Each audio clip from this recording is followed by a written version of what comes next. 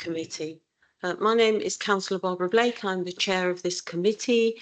If I can ask the committee to introduce themselves, starting on my left. Councillor Scott Emery, Highgate Wood. Sean O'Donovan, councillor. Councillor for Tottenham Hale. Mina Ibrahim, councillor for Knoll Park. Lottie Collett, councillor for Woodside. Lester Buxton, councillor for Crouch End. Kathy Brennan, councillor for Muswell Hill. John Bevan, councillor, Northumberland Park. Thank you. If officers present can introduce themselves, please, starting on my left. Justin Farley, legal officer. Cody Sprock, Principal Committee Coordinator. Rob Shasovsky, Assistant Director for Planning, Building Standards and Sustainability. Robbie McTocker, Head of Development Management and Planning Enforcement. Kwaku Bosman Jamira, Planning Officer. Tanya Skelly, Team Leader. And Richard Truscott, Design Officer. Okay, thank you. I'm going to adjourn this meeting now for 10 minutes to give the committee time to read the addendum. So we will,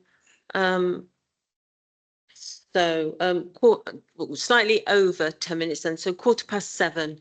I'll start the meeting again so that you've got time to read the papers. Thank you.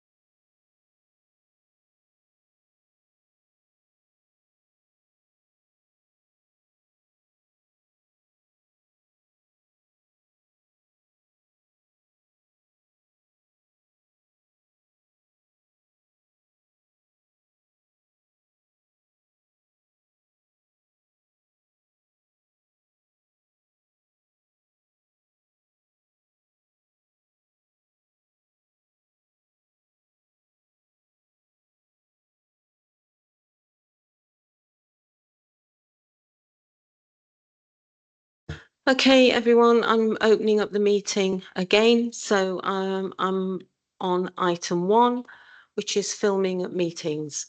This meeting is being recorded. All registered speakers should be aware that they will be recorded for live or subsequent broadcast via the council's internet site or by anyone attending the meeting. Item 2 is the planning protocol. Members and speakers are requested to note the information set out at item 2 on the agenda. Item 3 is apologies, and we have apologies for absence have been received from Councillor Bartlett, Councillor Rice and Councillor Worrell. Item 4, urgent business. There are no items of urgent business. Item 5, declarations of interest. Do members have any declarations of interest, please? Councillor Bevan. Yeah, the council scheme is in my ward.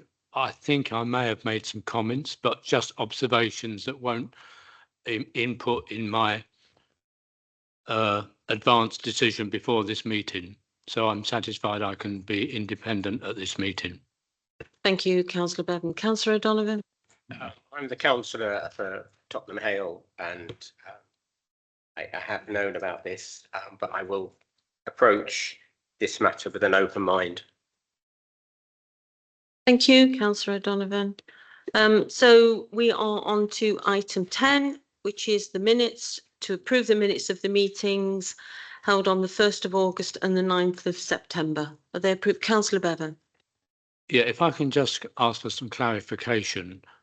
When in the minutes sums of money are awarded for payment in the future, like 106, now I'm not referring to 106, I'm referring like a sum of money that was agreed at the last meeting would be paid for the council by Spurs once a year to cover the staffing costs. I think it was £4,000.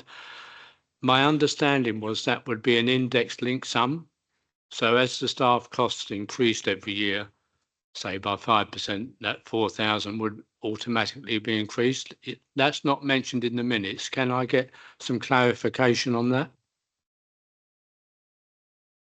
Chair, if I can take that, it's a valid point and something to bear in mind. If it wasn't discussed and secured, it can't go in the minutes, but we can note that point and use that as part of our negotiations to finalise the detail of the section 106. So I'll take that away and speak to Spurs about it. Okay, so can we approve the minutes then? Approved. Okay, thank you. So we're on to item 7, which is planning applications, which moves us swiftly on to item 8, and that is the Tottenham Hale station.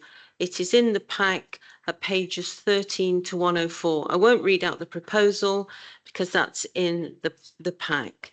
So so I think we have 3 speakers to speak in objection. I'm just clarifying that, do we? And 1 speaker in support. Is that correct? Yes. Okay. So I'm going to hand over to the planning officer to introduce the applicant. Yes, Councillor Peacock.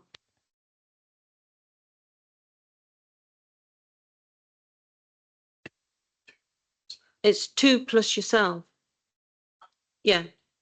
So two speakers plus yourself, 2 objectors plus yourself. Yes, I've got you down as that. Yeah, okay. Sorry, okay, so I'm going to hand over to the planning officer now to introduce the application. Thank you, Chair. So this is a Section 73 application to vary conditions 1 and 11 of the approved development to replace the requirement for providing a new station entrance of footbridge from Hale Village to Tottenham Hale Station to instead require pedestrian and cycle improvements on Ferry Lane. This is the application site as it was prior to the work that's taken place there. You'll note the underpass on the left-hand side of that that has since been closed, that went under the road on Ferry Lane. In terms of the context, the site is bounded by Ferry Lane to the south, Hale Village to the east, Tottenham Hale Bus Station to the west, and the retail park and the Ferry Island estate to the south, and part of a wider regeneration area. Tottenham Hale serves the Victoria tube lines and also is an interchange with Network Rail services. The original permission was a joint application by London Underground and Network Rail, granted in 2014, for a new station entrance, enlarged concourse, improved access, and a new access for all bridge, and included the closure of the Ferry Lane subway. There was also an extension to the existing footbridge to form a new station entrance from Hale Village. This shows this in 3D. So element A is the existing station. B was the new enlarged station box and concourse. C was the access for all bridge. D is the Hale Village link bridge connecting with the existing footbridge that's there. And then E was just the modifications to allow for retail use. This permission was then modified in 2019. Which moved the access for all bridge 50 metres further north. So this disconnected it from the London Underground station at mezzanine deck level and required the inclusion of a link corridor on the west side of the railway station to provide a covered walkway between the London Underground ticket hall and the Network Rail bridge. That link corridor remains to be built at the moment, and that was followed by a non-material amendment granted in 2020 to modify the internal layout of the station to reflect the bridge was no longer connecting in. The Hale Village link bridge has never been delivered, and the condition remains not complied with. There's been a number of factors that have resulted in this. The existing footbridge that it was to extend has been found to be needed for rail passengers to prevent overcrowding on the platform. The next train would arrive before there being capacity on the stairs and escalators to clear the passengers from that. The link bridge was meant to be an unpaid link, but because of the requirement to move passengers within the station, this would now need to be a paid link and therefore staffed, which increases the cost and technical challenges of that. And then the most significant issue has been that the regulations on the distance between overhead cables for Network Rail infrastructure and the bridge have changed. So the bridge would now have to be higher than the existing alignment of the bridge. So there's been discussions for a number of years on this. And the Department of Transport, the Deputy Mayor for Transport have all been pursued for funding. And the current costs as of 2019 were £9 million, which was not the budget that had been put to this and are likely to have grown since then. To mitigate the loss of the link bridge, improvements are proposed to Ferry Lane. So that includes widening the northern side of the pavement, removing the barriers between the cycle lane and the footway, then widening that cycle lane, removing chevrons within that, and then again moving the barriers on the southern side and providing a better cycle link, and then a slight reduction in the southern pavement. There's also wider improvements within the area, so bringing that cycle lane along Ferry Lane, and notably a crossing to the west that doesn't currently exist. So just the detail of that. So as I said, the removal is conditions 1, which was the approved plans, and 11, which secured the link bridge.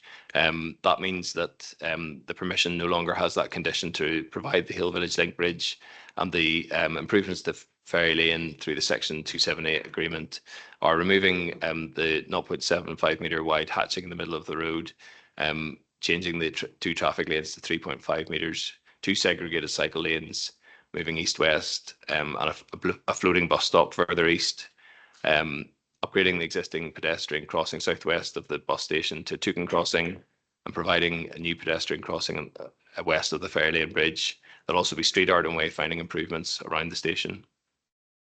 The main considerations are the principle of the development, transport impacts, and then any other matters. With regard to the principle of development, the emission of the bridge is mitigated by the improvements to Ferry Lane. It enables benefits to the highway environment surrounding the station to be delivered. And the main consideration is if the application had been proposed as it is now without the bridge, and would it be acceptable? And looking at the area action plan, the local plan and the London plan, it is found to meet those policies.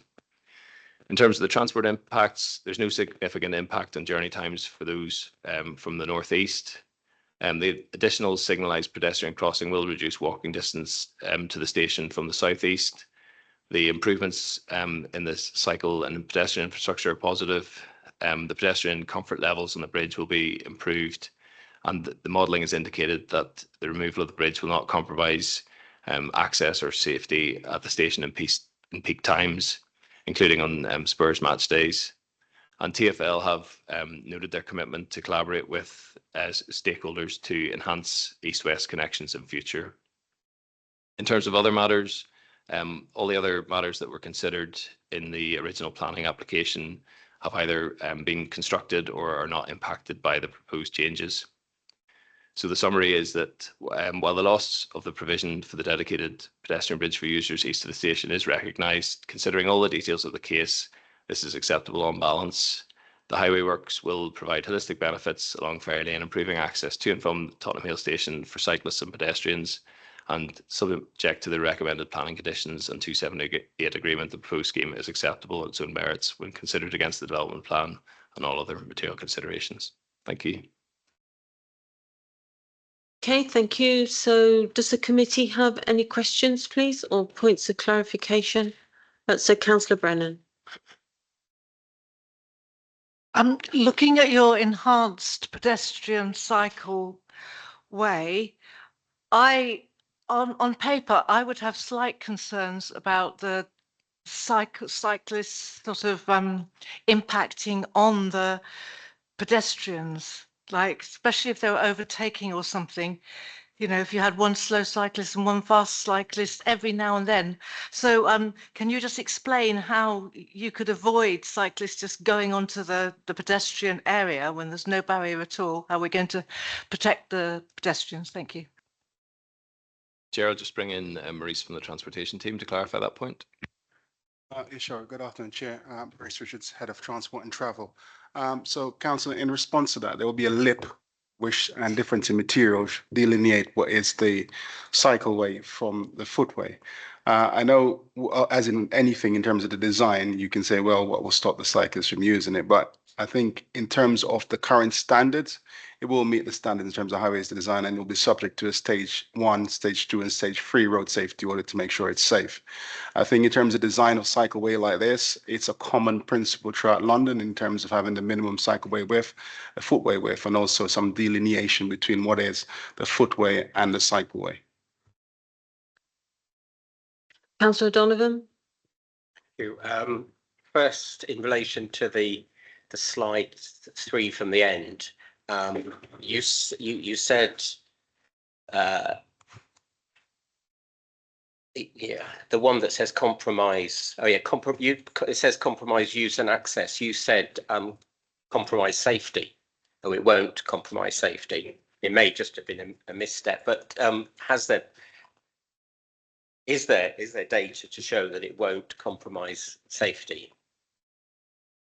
Yes, I think yeah, the slide said use and access, and I said safety. It's really both. So TfL, as part of their station design, have done quite extensive modelling. So that's looked at a number of scenarios. That includes all the development that was proposed to take place and in Tottenham Hale and further upstream at Meridian Water.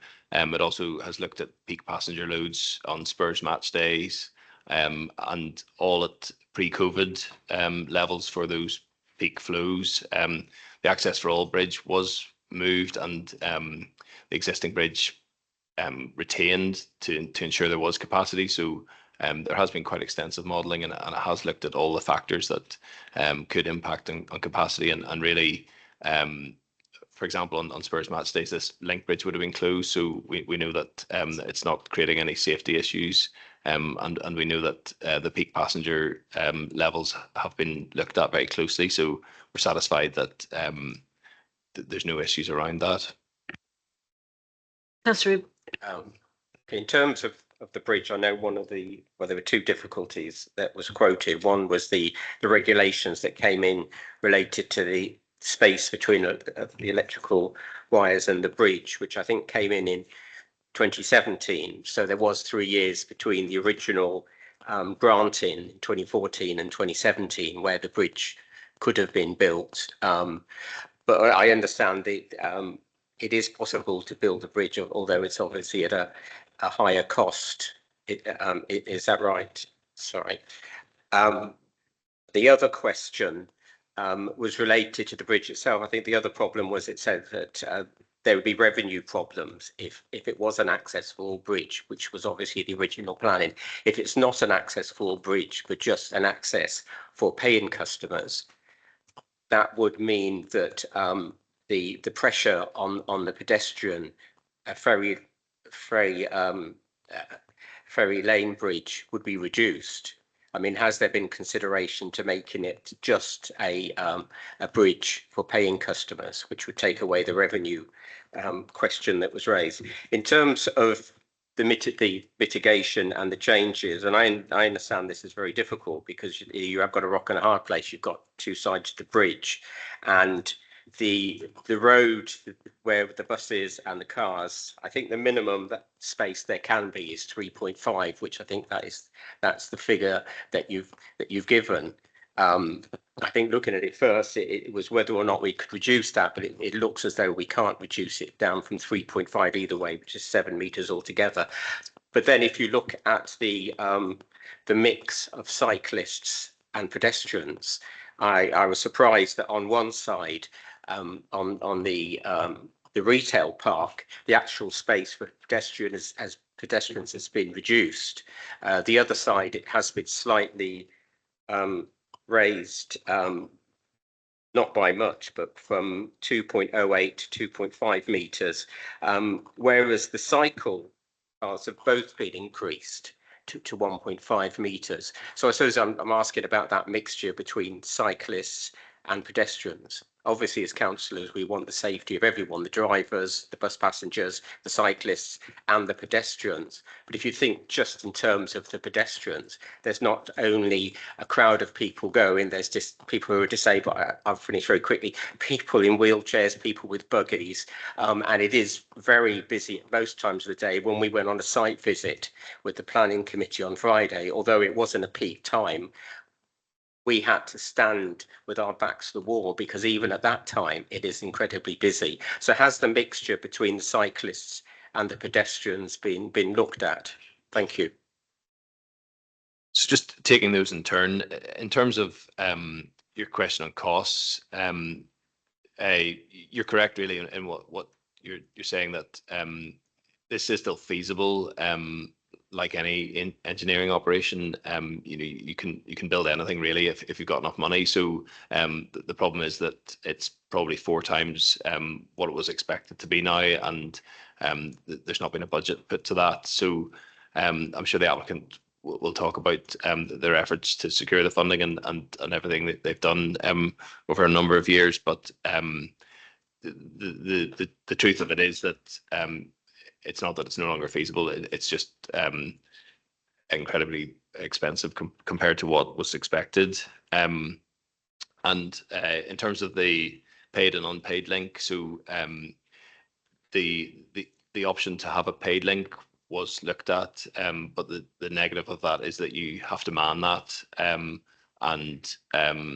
that creates unexpected issues for protecting revenue and that side of things. So again, one for the applicant to maybe give a bit more detail on in that respect, but you're right that it is possible, but just was unsatisfactory. And then I'll hand over to Maurice just to speak to the pedestrian and cycle points. I think the answer to that is yes, council. I think it's both been taken into consideration, and I think the flows have been looked at to see which side we need to optimize the footway width. So, I mean, there's a slight increase in the footway width overall, although there's a slight reduction, which is 222 centimeters one side. I think what we're looking at here in terms of if you're providing any new facilities, it needs to comply with standards. So the current cycle lanes are not in line with the standards. So the minimum provision is 1.5 meters. I think the scheme you have in front of you is being optimized. I think it's the best we can do. I think it removes the central hatching, which is 0.7 meters, and that's where we're squeezing some of the space. I think the issue you have here is because it's over a bridge with the parapets, it will cost absolute millions to widen that. I think the option was also looked at earlier on in the feasibility. And I'm sure as we move forward with Section 278 design or detailed design, I think we'll also seek to optimize it again. But I think there is pretty much limited space that you can use unless you're going to put something onto the bridge, which will go into the millions, which is not feasible within the funding that we've got. So I think the short of that is it's been looked at, and this is the optimum solution that we could arrive at. And that's both council officer and TFL looking at it with all their combined expertise.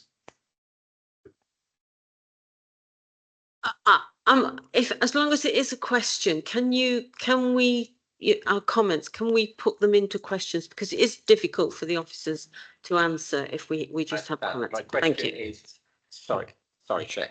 But my question is, has consideration been given, because it is a very particular area with lots of overcrowding, consideration being given to requiring cyclists to dismount at either end of the bridge? Sorry, no consideration has been given to cycle dismount because this formed part of a strategic cycle route which links further on in Waltham Forest. And when you start thinking about the numbers, I think we have to be realistic in our expectations when you have commuter cyclists and you tell them to dismount. So I think that's unrealistic to design into a scheme. I think we have to design what is the actual situation where cyclists will use it, and we have to provide the facilities for cyclists to use it.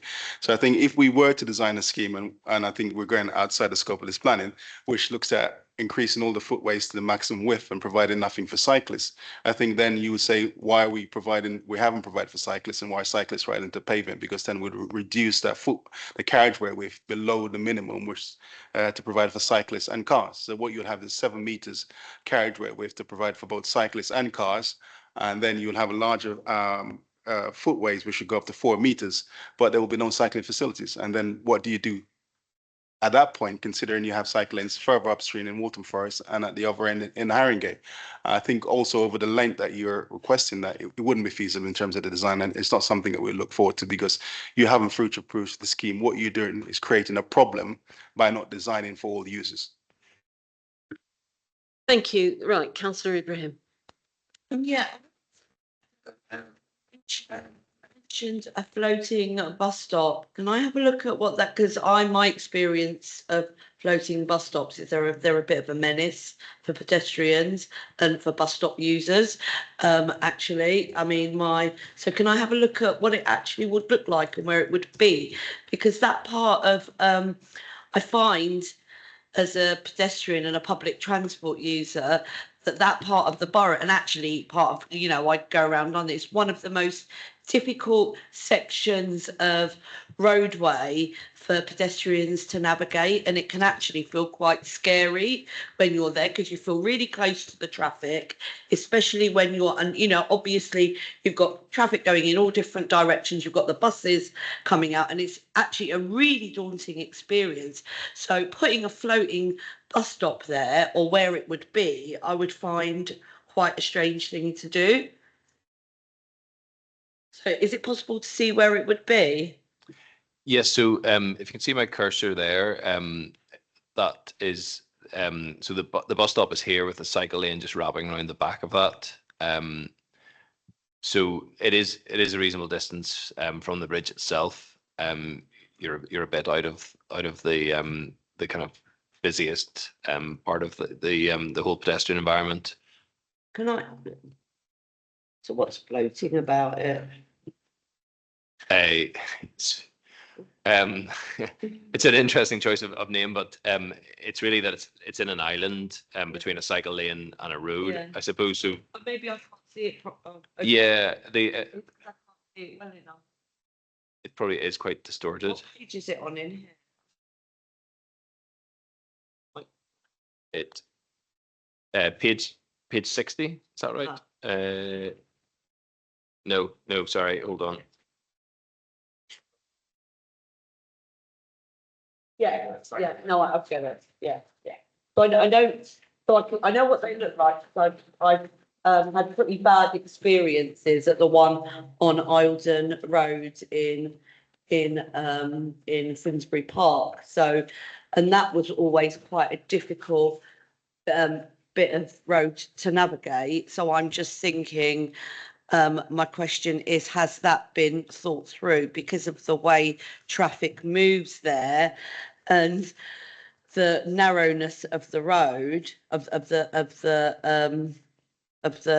pedestrian area? It seems to me that it would feel quite scary. Okay, can I bring Maurice in? Can you respond to that, Maurice? Yeah, sure, Councillor. I think where we have this bus stop bypass is where the footway actually widens. I think it's not possible to zoom in on that, but I'm happy to consult the committee and members on the detailed design. There's also been new standards that's been published by TfL in terms of bus stop bypass to make sure they fit certain accessibility criteria. And I think we will have to take that into consideration in terms of detailed design. That may mean we have to may slope it up a bit for cyclists going uphill, or may seek to slow cyclists down before they actually get to that bypass issue. I do admit that in terms of these designs, there's always some concerns. And I think my concern always been for people who have an accessibility issues, especially people who are blind. And that's why we go through this detailed design stage and the safety audit stage, where these things will be reviewed independently of the council and TfL by an independent safety auditors to make sure we have the right design in place in terms of tactile paving, widths and all the other bits and pieces to make sure it's safe and secure. As well as that new kind of standard that's been issued by TfL, I think it was about 2 months old now.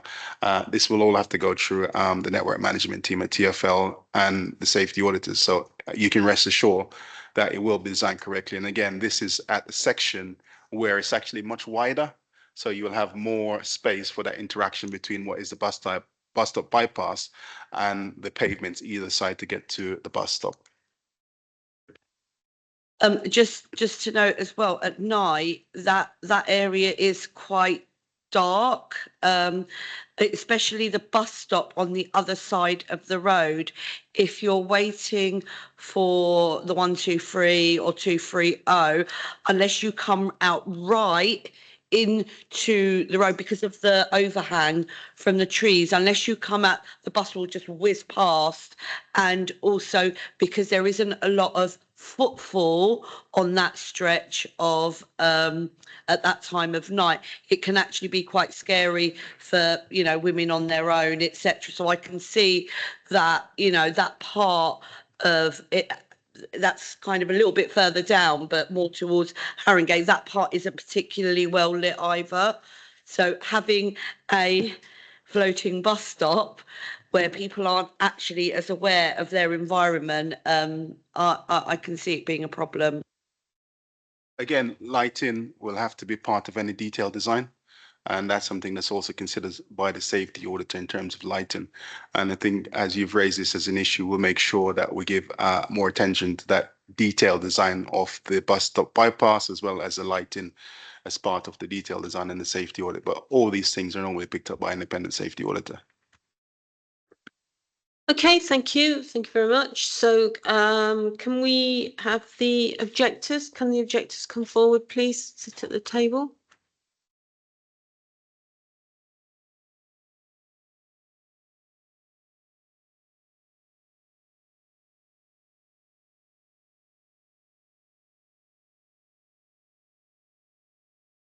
Okay, well, good evening to you all. I think so. We have Quintin Given, Andrew Johnson and Councillor Sheila Peacock. So you each have 3 minutes, and I will stop you at 3 minutes. So whoever wants to go first, please.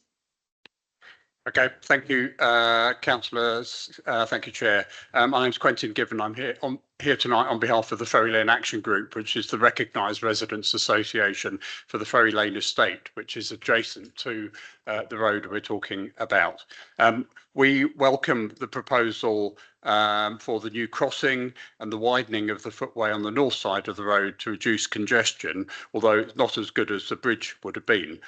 We also welcome the agreement by Highways to our suggestion of reducing the speed limit on that stretch of road from 30 to 20, so it's more in line with the rest of the Tottenham Hale area. Our specific concern is about the conflict on the south side of the road, adjacent to our estate, between pedestrians and cyclists, which now include, as everyone knows, heavy electric bikes and large electric delivery bikes moving at great speed. Currently, many bikes are using our bit of footway to go east. In other words, they're on the wrong side of the road. And that's partly because of the difficulty of crossing the main road to access the eastbound cycle lane on the north side of the road. There's currently, where the cycle lane ends, coming out from the retail park and from the Broad Lane shared cycle route, you have to cross the road at a staggered crossing where you're then in conflict with pedestrians on the traffic island. So a lot of cyclists don't want to do that, understandably, and continue eastwards along our pavement. And without changing that crossing, then we fear that a lot of cyclists may continue to want to do that. So we're dismayed that the footway on our side will actually be narrower by 10 centimetres. It's better than the original proposal, which would have reduced our footway by 25 centimetres, but it's still a step in the wrong direction. We're also dismayed that our suggestion of changing that staggered crossing has been rejected. It is a real hassle for cyclists, and we want to make it easy for cyclists to do the right thing, not make it difficult and having to fight their way through crowds of pedestrians to do so. A straight across crossing would encourage cyclists coming from the retail park and Broad Lane to cross and use the right cycle lane. The report apparently says that this isn't possible because TfL want a staggered crossing there because of the situation of the traffic lights. I can't believe that can't be amended to allow a straight through crossing. We also think that the congestion on the south side, on the north side, could be reduced a bit further by installing really good signage, especially to Walthamstow wetlands. So people would be encouraged to cross Ferry Lane at that point as they come from the station and walk along the south side instead of using the over-congested north side. Better signage would also have the benefit of reducing the need for people to look at their phones as soon as they come out of the station and being at risk from the epidemic of phone theft, which is the current state of play around the station. In addition, we'd like to see big explicit signs warning cyclists not to go the wrong way, whether on the footway or on the cycle path on the south side. Okay, Mr. Given, could you, thank you. Okay, thank you. So Mr. Johnson, if you can just introduce yourself for the minutes as well, please. Thank you. You have 3 minutes. Thank you. Andrew Johnston. I'm the director of the Engineham Community Centre. I'm also a local resident. This is a grubby deal. Grubby deal because 1,100 residents have asked Haringey to get the link bridge built. A grubby deal because our MP David Lammy and the Mayor of London have actually supported the building of the link bridge. A grubby deal because despite over £1 billion of private investment by developers, millions of pounds invested by the council in social housing on the east side of the railway lines, and a major investment by the Church of England, if this deal goes through, Network Rail and TfL will be allowed to wash their hands of the residents of East Tottenham. David Lammy says if this was an affluent part of London, the bridge would have been built years ago. But because it's Tottenham, it hasn't been built. Because we've never actually seen the plans that TfL has costed up for a bridge, and we're told it's unaffordable, we're none the wiser as to what a bridge would look like, which would be compliant with the new regulations. It's a grubby deal because TfL repeatedly threatened the council, saying this funding will be withdrawn if it's not accepted within the current financial year. That's the tackiest of all sales strategies. It's a grubby deal because even the TfL didn't want the engine room to publicise the last public consultation. Dylan Beeson wrote to me and said, I will send out invites directly and would like to keep a controlled list as much as possible, so would prefer no physical publicity, but obviously word of mouth is fine. We're welcoming 300 families into social housing on the east side of the railway lines. We've got one overcrowded, very dangerous footpath. The changes are inherently more dangerous because obviously they're going to facilitate e-bike phone theft and e-bike robbery. It's not, you don't need to be an engineer to figure that out. The council must reject these proposals, call TfL, Network Rail and the Department of Transport A to share the plans for a bridge as per the original planning permission, even if it has to be amended to conform with the new regulations, and B, to find the funding required to provide a fully accessible eastern entrance to Tottenham Hale Station. Any less than that, it's a betrayal of local residents and will be an abject surrender to a grubby deal which services nobody apart from the local criminals. Please reject this application. Okay, thank you. Councillor Peacock, you have 3 minutes. Good evening, everybody. I'm actually a councillor for Ferry Lane, and that's why I'm here, because I'm really interested in this. And I'm hoping that as a subcommittee, you were all invited to attend a site visit. And I'd be interested to know if this was the case and how many of you actually attended. My reason for saying this is very important that you have knowledge of the area you're going to discuss. When I saw the application to change the original and agreed by committee of the plans for the station, I was absolutely shocked, because the plans were well drawn up. I know it was a long time ago, but it was well drawn up. And as Quentin and Andrew both said, if that footbridge had been implemented at that particular time, it would have been much cheaper. I'm actually horrified to think of cyclists and pedestrians on the really quite narrow pavement. No matter what, you're going to increase it by a few centimetres. It's not on. The amount of people that I see riding their bikes on pavements now, or else their green line bikes are just chucked on the pavement, making it really difficult for pedestrians and people with wheelchairs or mothers with prams to go along. And I can just see this happening.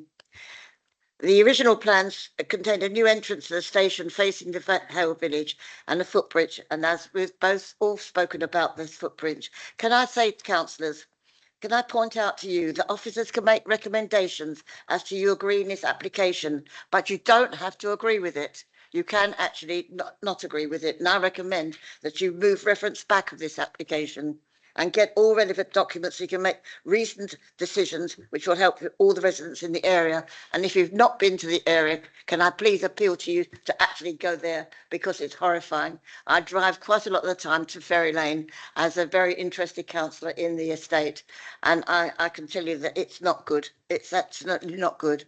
To have a pedestrian pathway shared with cyclists is very dangerous. Just witness all the cyclists, as I said before, now cycling on pavements everywhere and then dumping their bikes willy-nilly. And now I've heard, to my horror, that we're going to also agree in the future e-scooters, and that will be even worse. So I appeal to you to turn this down. If you don't turn it down, reference it back. But please do not agree with it tonight. Thank you, Councillor Peacock. Thank you for that. So have members got any questions for the objectors, please? So Councillor O'Donovan and Councillor Emery. Thank you. Thank you for coming tonight. You obviously, all three of you, cross this bridge quite often, as I do in my role, and I can see how crowded it is. And I think we need to also look back to the decision in 2014 to agree this originally. And would the councillors at that point have agreed it if they didn't think this bridge was going to be built? Was it a significant factor in them agreeing it in the first place? Perhaps you could say something, because what you feel in relation to the danger, the overcrowding of people on that. I think in some of the papers it says, well, is the bridge really necessary, because it will only save a commuter or a resident 90 seconds. But in fact, it's not related to that. Councillor O'Donovan, can we have questions? Can I have questions? Well, can we have the questions rather than a speech, please, and let the objectors respond back? So what's the question, please? My question was in the middle of that, which was, what incidents have you seen on that bridge that caused you concern? Well, actually, I can tell you that I was actually on the committee that agreed it in the first place. So I go back a long way in history. I think longer than most of your councillors sitting around here. And I know the area very, very well. I was head teacher of a local school and I know exactly how difficult it is for pedestrians. And as I said, now we've got the cyclists taking no consideration of actually going in the cycling lane, but going on the pavements. And this is it. As I said before, the pavements are narrow. They really are narrow. And I just cannot see this happening. So I'm not happy with it. And I wish the original one stayed. Just to say that the Metropolitan Police who met with students did a major briefing only a few weeks ago, telling students moving into the student accommodation not to get their phones out anywhere between Tottenham Hale Station and the Unite student blocks. I've personally witnessed, in the 7 years that I've been director of the engine room, I've probably witnessed about 15 incidents of bike theft on that bridge. I cycle along the current bike path every day to work because I live on Tottenham Green. So I'm unfortunately not been able to assist because there's always been the barrier in the way. But people will, unfortunately, as has already been mentioned, ride e-bikes down the footpath. The current plans just make that even easier for bike theft to take place. I don't think that I think that the statement by Mr. McNaughter about the journey time is completely wrong. Those large numbers of people who will go into the station from a station exit entrance on Hale Village will effectively reduce dramatically the crowding and also the walking time that it would take. So I think just the fact that that footpath is so crowded just makes it an ideal target for thieves. Unfortunately. Okay, thank you. Did you want to add anything to that? Right. Councillor Emery, please. Thank you, Chair. My question I have to the objectors, but I also have one that I'd like to go back to the officers on. I just wonder if that's okay.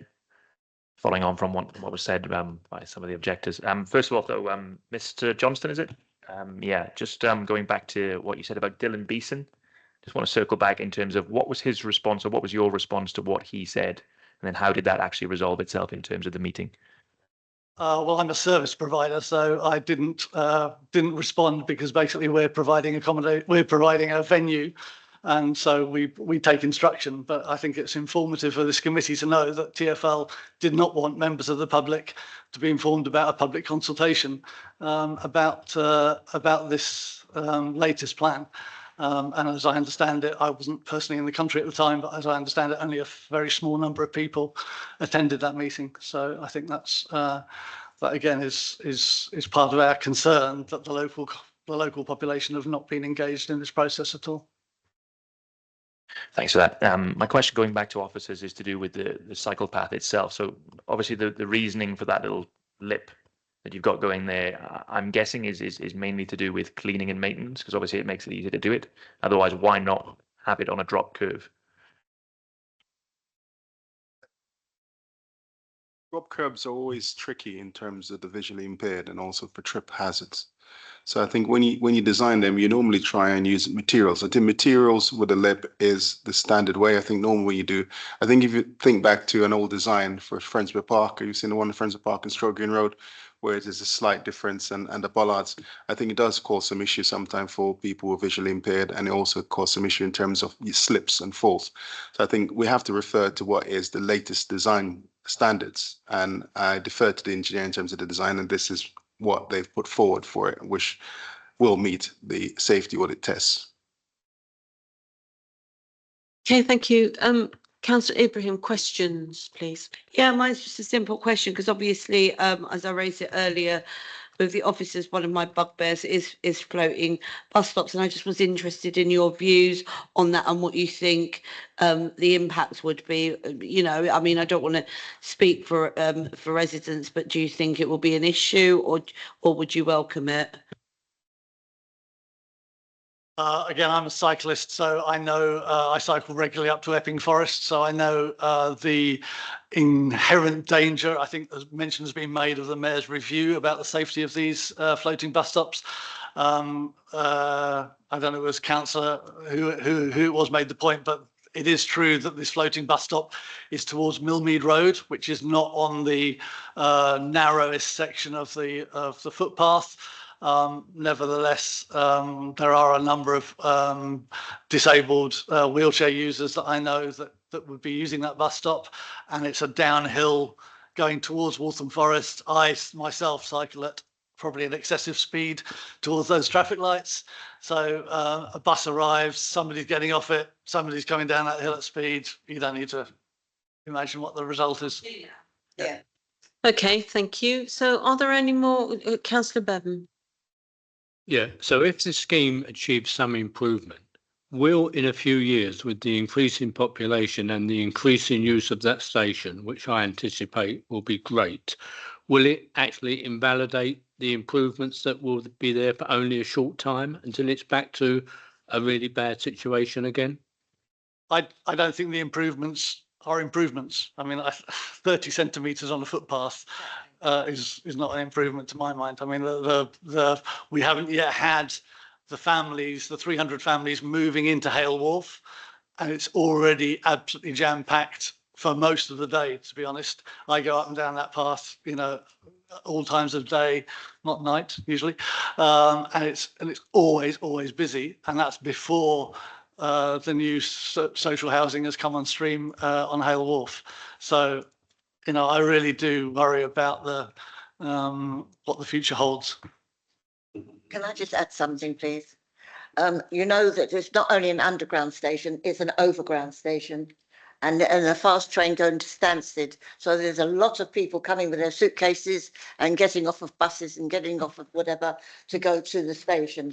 And I don't relish them getting off a bus and then being attacked more or less by a cyclist, because the pavements are not wide enough for all of that. I really don't think so. Okay, thank you. A quick question, Councillor O'Donovan. And it's linked to a point that one of the objectors raised, which was they were informed that if this money may not, if we don't use it in this financial year, it may disappear. That's similar that I was told, last year, last October, that if it wasn't used in 23-24, it would disappear. Obviously, we're now in a new financial year. Is there a deadline by which this money has to be used, or it will be, as is quoted, disappear? Councillor, probably one for the applicant, but as I understand it, there was a deadline within the last financial year that was extended, which is carried into this year.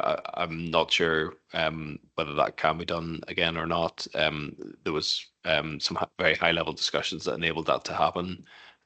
So I think, yeah, the applicant could probably speak to that in a bit more detail. Thank you, Chair. And just to add to that, yeah, I don't have the answer on the deadline, but it's just worth noting in the committee report on page 18, paragraph 3.9, the last sentence in there is actually a statement from TfL, so I'll just read it out. Were funding to become available, TfL remain committed to collaborate on a plan with the borough, with Network Rail, the rail operator and landowners to deliver the link bridge or a suitable alternative. So there is a statement in the report about a commitment that this is still going to be looked at should funding become available, and that's in the public report.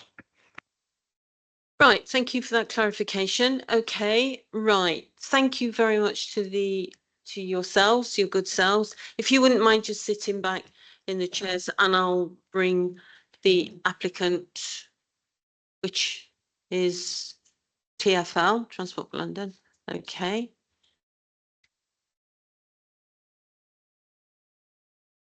Okay, well, good evening to you too as well. And if you can introduce yourselves, please. And if you could just introduce yourselves the first time you speak, just for the minutes. So you have 9 minutes to speak and your time starts now. Okay. Thank you very much. My name is Matthew Yates. I'm the head of projects, consents and urban design at Transport for London. My name is Joseph Yuzoka. I lead the growth and interchange team in spatial planning for Transport for London. So like the councillor behind me, I was also the applicant for the 2013 application. So I've been around a fair bit with this project. We've now delivered in the main the £52 million station. So those improvements have happened. Obviously, there's the planning condition for the unpaid link bridge. The link bridge was originally intended to improve connectivity across the railway, particularly on the east-west permeability, but it was not required to address capacity. The station improvements addressed capacity there, and they've been designed to accommodate future works. So it's not a capacity issue, it's a connectivity issue, in particular because of the constraints along Ferry Lane. The officers have spoken about the reasons the costs are so high. There is a risk element in the cost that we've put in, but working in the railway environment, we think that is absolutely necessary. When we first agreed to the condition, the cost was around £3 million at that time. We've had it recosted, but only in 2019 at £9 million. And as the officer said, upwards of £10 million probably today, due to a number of reasons. In regards to pushing in an unpaid link or a paid link, the costs will be pretty much the same, although the only addition is if it were a paid link with gates, as NR, Network Rail and Greater Anglia require, there will be an ongoing operational cost, so there'll still be a cost for that. TfL has secured £4 million to provide an alternative to that scheme and meet not all, but the majority of the objectives of that link bridge scheme. But we also think there'll be some wider objectives met as well. Once or if this application is approved, it will be down to Haringey to undertake the detailed design and the delivery of this scheme. And we have made it quite clear that if there's monies left over, and Haringey have actually done their own costings on this, that this can be spent on the wider environment, including wayfinding signage, particularly along Ferry Lane, but also in the surrounding areas. Because I do agree that Tottenham How, while it's had lots of investment, some of it feels a little bit piecemeal. So there's things that could be done at quite a low cost with some of this money. Just in response to the surface treatments and there being no barrier between cyclists and pedestrians, one of the reasons for that, there's a couple of reasons for that, we believe, is that the cycleway at the moment is not of the correct standard. It's far too narrow. The barrier is between the cyclists and the pedestrians and not the cyclists and the road. So cyclists don't feel necessarily safe using those cycleways. And that's why I've seen this on many occasions over my 15 years on and off at Tottenham How, we see cyclists and e-cyclists using the pavement. The surface treatments as a response to consultations and engagement we've held can be made. Colouring, different surface treatments, and that delineation could be a concrete delineation or could be a sort of a thermoplastic. It's all been supported by a road safety audit. We've undertaken that and it's come back as safe. Agreed to accommodate these improvements, both of the cycle ways and the pedestrian improvements on the north side, which is circa 40 centimetres, not 30 as was spoken about earlier. We do have to take some space from the south side of the road on the Ferry Lane side. We've undertaken a pedestrian comfort analysis on that, and then we've also added 30%. So we've also added the additional developments and what they may include on that. And we believe that from our design, you could get an extra 30% extra passengers from today's figures, actually 2019 figures, which were pre-COVID, an extra 30% capacity on the north side and an extra 50% on the capacity on the south side to still meet our pedestrian comfort levels. The crossing facility, one of the issues with the original application is it removed the subway from Ferry Lane into the station because the exit would have come out right in the middle of the station. And that was lagging, and the link bridge would not have helped with that problem. And I'm pleased that the pedestrian crossing that we're proposing at the junction with the bus station is welcomed. In regards to the Toucan crossing, or the crossing that's currently the other side of the junction from the bus station outside the retail park, we propose to turn that into a Toucan crossing so cyclists can use that as well. The reasons it's staggered is because of junction capacity there, and particularly the effect on buses around that area. So we believe that still has to be a staggered crossing. One of the real improvements of that junction on the west side is as you approach Ferry Lane, currently you have 2 lanes of traffic trying to merge into one, so they speed away from the traffic lights. I've seen them do it myself. Making that left turn into buses, into the bus station only for buses, will alleviate that. So hopefully that will reduce the speed, and we've spoken about the 20 mile an hour zone across the bridge as well. The modifications to the bus stop, we've termed it a floating bus stop. It's really a bus stop bypass. Again, it's been through a stage 1 audit. We have just published a review, and we can certainly send that to the committee and others, review into bus stop bypasses. And our research has found that they're safe for all road users, including bus passengers. Casualty data indicates that there's a low risk of pedestrian being injured by someone cycling at a bus stop. So we have 164 of these sites across London, 87 on TfL roads, 77 on borough road networks. And over the 3-year period, there's been 4 pedestrian casualties, and they were identified as being due to, and it was mentioned earlier, poor design. And we published our guidance on that. And putting that into a context, there were 11,400 pedestrian casualties with collisions with motor vehicles during the same time frame. So it's very small, and we don't believe it's unsafe. So just turning to the kind of ambience of the area, we believe that it will be a much more pleasant place to walk with slower traffic, improved lighting, better CCTV, resurfaced footways, refurbished parapets, and less enclosed by the guardrail, which we think is a real barrier between the pedestrians and the cyclists at the moment. And it's causing cyclists to use the pavement. We think the whole space will be much more improved. Now, I fully appreciate, with the many discussions we've had, we talked about the consultation, we did a pop-up a couple of Fridays ago. We spoke to about 30 people coming through the station. It was actually quite positive, many of the results and the conversations, but we've also had very targeted stakeholder engagement exercises. Both Joe and I have been at several of those, in fact, dozens of those, certainly over the years, but we've held those with Ferry Lane Action Group, Lee Valley Estates, cycling campaigns, Haringey officers as well, in particular. Now, I know people feel a bit shortchanged with this. I think this scheme will bring a lot of benefits, and we have the money to spend now. Now, your question about is this money available next financial year, I don't know is the honest answer. I cannot guarantee that. We've worked tooth and nail to get this money together. However, TfL is in a very precarious financial position at the moment, and it's all due to COVID, and we're going to government to ask for money. Relations may be better now, but the money still isn't available as we wish. So I cannot guarantee this money will be available. And I don't want to hold you to ransom. It's not that. I just cannot make you that guarantee that it's available, but it is available now. Seb Dance, the Deputy Mayor for Transport, has written to Councillor Armitt saying that if the money were to become available, and this was something that David Lammy asked the question of, in actual fact, and we met with him last Friday. If the money were to become available, would TfL work with partners with a commitment to collaborate and hopefully get that delivered? And he doesn't want just the link bridge looked at, he wants a vision for the area. And we've said we continue to work with that. I think if I left this particular project, I'm not quite sure how I would feel because I've been with it for so long. And we would continue to work with parties if that money were to become available. So look, I know there's a fair number of concerns about this project, and I think there's a number of very supportive things. But I think given we have the money now, it's jam today. Okay, thank you. Thank you, Mr. Yates. So are there any questions, please, for the applicants? Councillor O'Donovan? Thank you.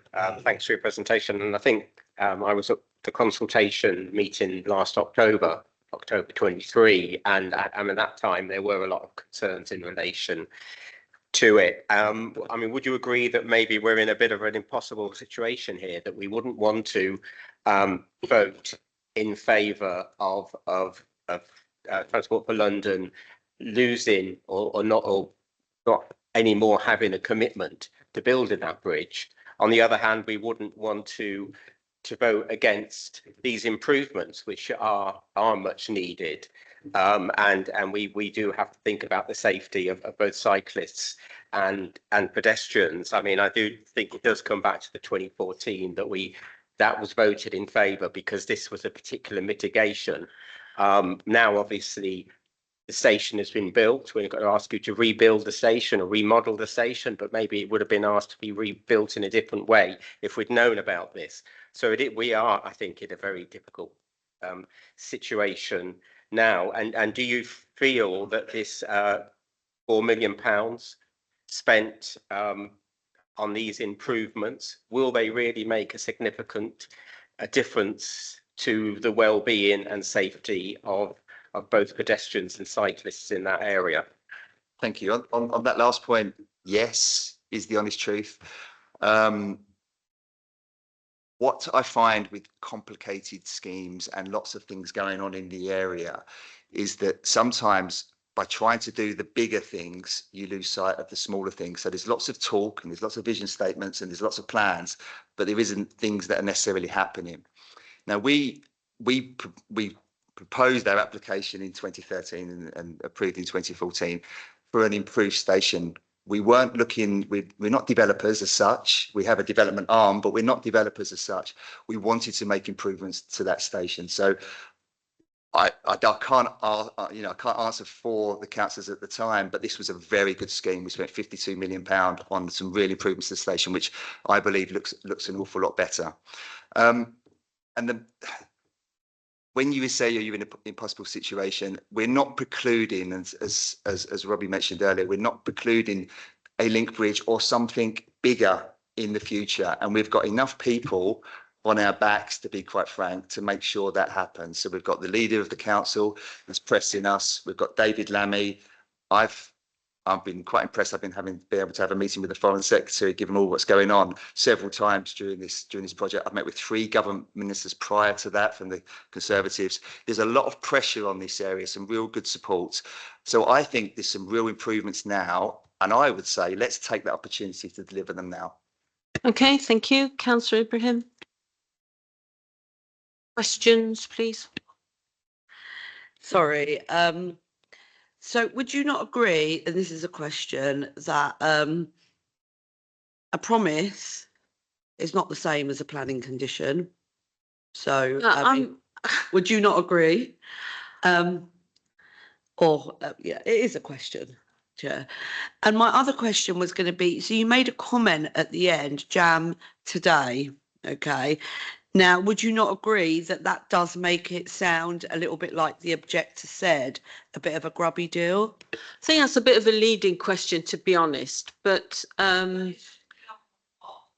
right, okay. So, all right, jam today. I think, can you just address that? Yeah. Sorry if I offended anybody by that. It wasn't meant to sound grubby at all, and I'm sorry if it came across like that. It really means that we have a real opportunity now, and let's take it to make some improvements to this area. In regards to your issue about the planning condition, yeah, one thing's a condition, one thing's, we are TfL. We're not an unscrupulous developer. We want to make things happen. And we want to work with the council, and we've worked inordinately close with the council to make sure it does happen. Okay, thank you. Councillor Brown. If it were, I don't know whether this will be allowed. If it were that this was rejected on grounds that the cyclists and the pedestrians, there was a danger, and you have this £4 million to put forward this project, would you go away and come back with an improved suggestion that was safer for pedestrians? So the situation is, we believe it is safe. We've undertaken a road safety audit to show that, and we've got some evidence that we mentioned about the publication of the bus stop bypass guidelines. What we're planning to do with this now, I think you're in control of your own destiny here, to be quite frank, because we will hand you as Haringey Council the money to deliver this scheme. Haringey Council will undertake the detailed design of this. So it's down for you as councillors to make sure Haringey as a council are implementing this safely. We believe it is safe. The work we've undertaken so far suggests that, but we will provide that money to Haringey through the Section 278 agreement. Thank you. Councillor Bevan. And just switch off your, that's it. So this scheme has cost £4 million. If in a year or two's time you decide you're now going to do the bridge, will that cost again £10 million in addition to this £4 million? And if so, surely we should wait and do it all together. Plan application was approved in 2014. We're now in 2024. Thank you, 10 years later, and it hasn't happened yet. I think if we do wait until we get some additional money, we try to get that additional money. We asked others for it, and we felt were probably responsible for some of the cost increases, and that didn't materialise. There's nothing to say that you won't get something else in addition to what you're getting here at Ferry Lane. So why not implement that now? And if money gets found for a wider scheme, then we'll happily collaborate on that. Well, I don't think that's answered the question. The question is, if you decide to do the bridge, is it going to still cost £10 million plus, despite the fact that you've already spent £4 million? Yes, this is a different scheme. So the way we've costed the Link Bridge is 2019 prices is £9 million. So at today's prices, we haven't recosted it, although David Lammy did ask if we could do that, so we may well do that. But the scheme, this doesn't reduce the cost of the Link Bridge going forward. It will still be the cost that it is at the moment. Councillor Ibrahim. So I need to clarify that. So you're saying that this £4 million will be spent on this. You can't afford, you're saying, to deliver the bridge for 10 million, but there is a potential that you can afford to spend this 4 million and possibly a further 10 million down the line, making it 14 million. So if you can find 14 million, then why can't you find 10 million? So TfL can't find 10 million. TfL can find 4 million. We're not the only party that potentially could come up with funding. So there could be funding from developer contributions. There could be funding in the future from Network Rail. There could be funding in future from central government. That is not there on the table at the moment. The commitment that the Deputy Mayor has made is if that money were to become available, we would collaborate to help deliver that. Okay, all right. So are there any further questions, please? No. Okay. Right. Thank you. So thank you to both of you. Thank you. If you wouldn't mind just. So I'd like to ask Robbie McKnocker to confirm the proposal with a summary of any changes, please. Thank you, Chair. So no changes to the recommendation through the discussions. So it remains to grant subject to the conditions which secure that 278 agreement that's been discussed. Okay, so we'll now vote. So the recommendation is to grant. All those in favour, please show. Okay, all those against? And any abstentions? No, okay, all right, so that's not agreed, okay.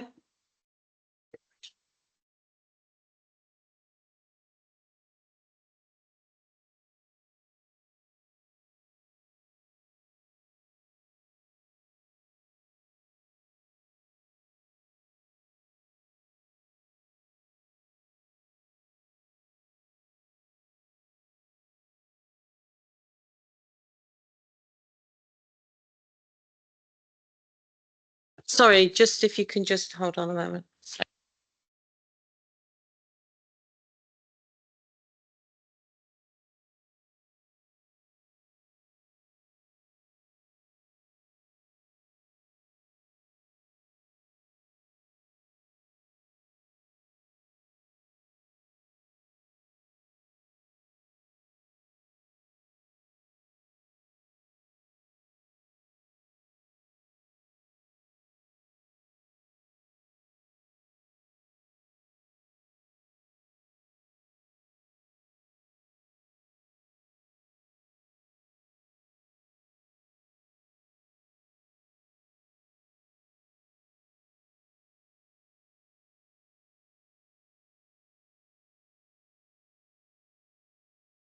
Thank you. Thanks for waiting for us. So, Chair, if we could just get a sounding for the reason for refusal. We have local plan, strategic policy, SP7 about transport, which talks about promoting road safety and pedestrian movement.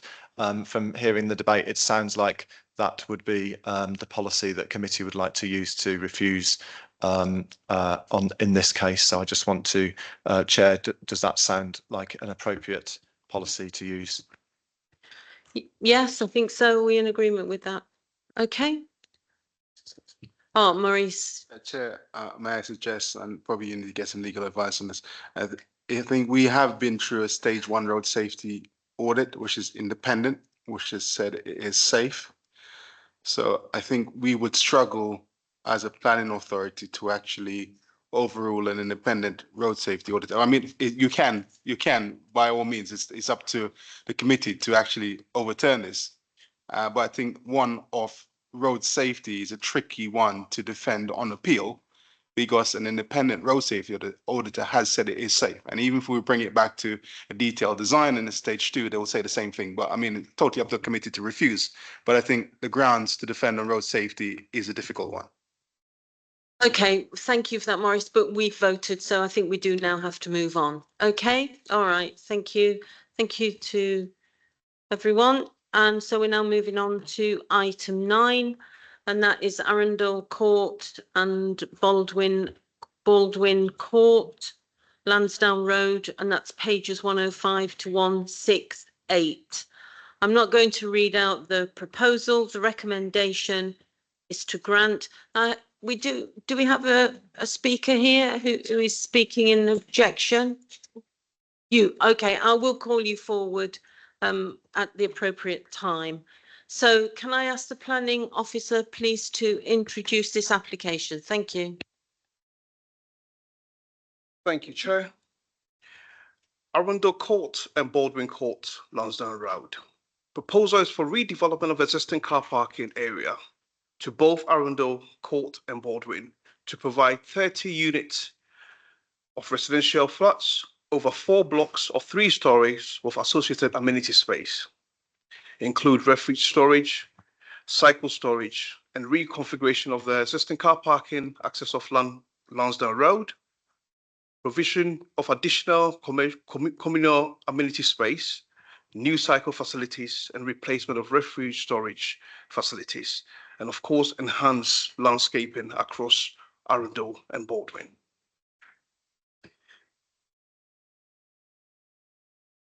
So Arundel and Baldwin are 2 estates facing Lansdowne Road.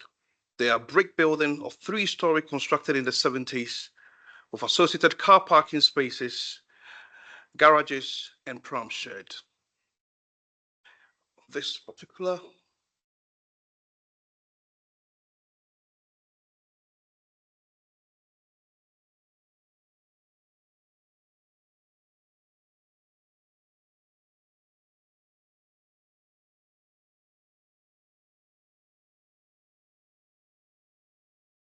taking a bit of time to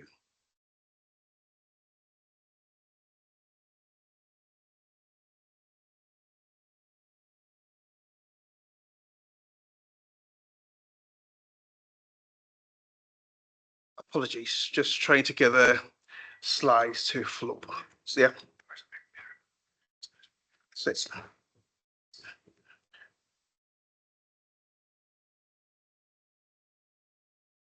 It's changing here, but it's not reflecting on the screen. Let's go.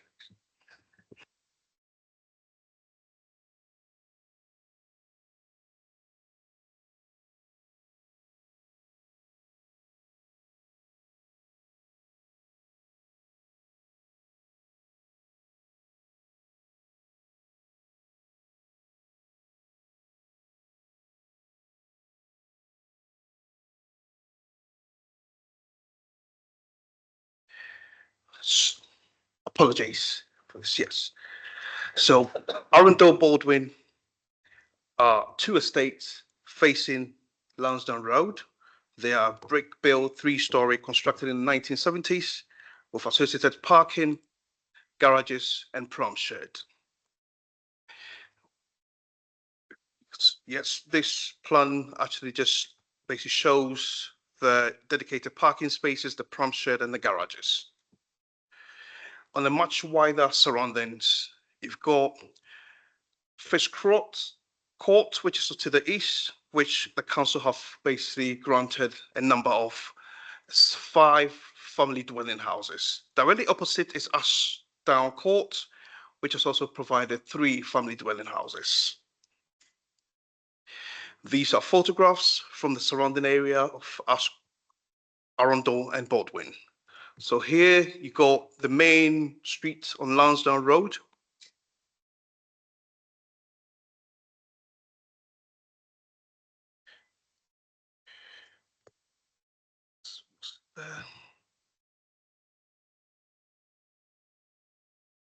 Apologies. So presumably it'll prefer me to use the one downstairs, yeah? Okay. Do I expand that? Just, yeah, right. See how so we got photographs showing the surrounding areas. You got Lansdowne Road, which is dominated by the high boundary wall. You got car parking spaces, and then you got the garages, which has become a bit of antisocial behaviors surrounded, and you got the pram shed. In terms of site location and context, the brown color to the front shows the current car parking spaces and garages. And then to the south, Baldwin, you got a similar arrangement where you got garages and then car parking arrangement. With regard to design and layout, the existing edge of the site was reviewed, and the massing redefined street edge, which provides a present along Lansdowne Road. The massing has been broken into smaller pieces, so as you can, broken into smaller pieces. So you got block A, block B and C, which is joined together. And then on Baldwin to the south, you got block D and A. This element is to enable physical and visual permeability through the estate. The mass of 2 blocks on Arundel has been combined to provide a fully enclosed courtyard. So all the ground floor basically is provided of a courtyard. The massing across of both sides has been set back to allow landscape buffer to the front. The new building has been positioned to respect the location of existing flat blocks within Arundel and Baldwin, forming an urban edge line. So you've got an active frontage. And if you can, this particular plan, you have the blocks, which is basically positioned to the edge of those gable walls along the estate. So you got in Baldwin, you got 3 gables to the north, and then to Baldwin to the south, you got 2. And this is precisely where the new development is going to be located.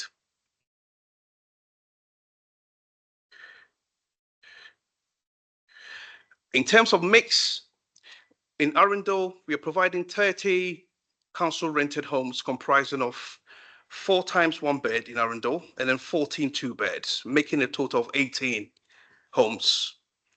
The 18 homes comprise of 2 times 3 blocks, so 2-story high, yes, 3-story high with 2 blocks basically got. And then this provide 2 units with wheelchair accessible homes. In Baldwin, we got 3 1-beds and then 9 2-beds, a total of 12. Comprising of a 2-block or 3-story there. So the total combination making 30 units.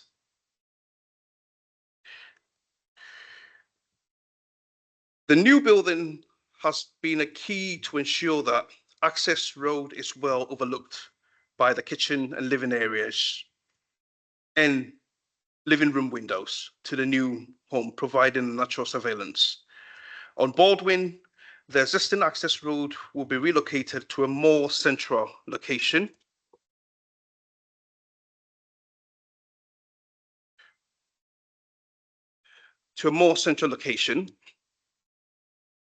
Yeah, which is bordered by both block D and E on either side to the south. In Arundel to the north, the location of existing vehicular entrance has been retained, which is flanked by the new building A and B, C, which is combined together. So you got block A and then block B and C, which has been joined together to create the 2 units. In terms of the visual appearance of the new blocks, you're looking at a view from Lansdowne Road from a proposed Baldwin Court balcony.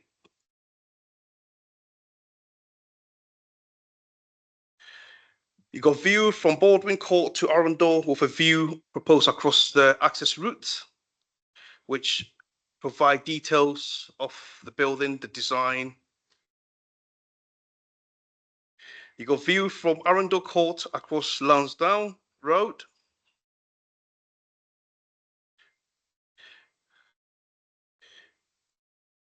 And then you got views from the north across Lansdowne to the south-facing facade of Arundel. Yes. In terms of materiality, the scheme basically provide as a complementary appearance and will be constructed in high quality traditional materials, mainly brick, to complement the character of the existing area.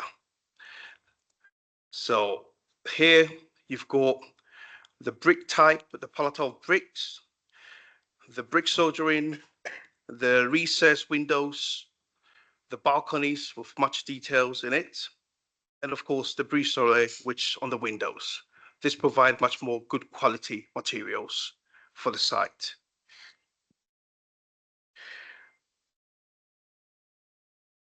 The palettes of materials to the building basically just enable the continuation of materiality and just sort of a subtle integration within the existing context. So overall, the scheme provides a good quality design with a good quality materials, which will be basically imposed, a condition will be imposed to ensure that the materials basically meet standards. Yeah. In terms of refuse storage,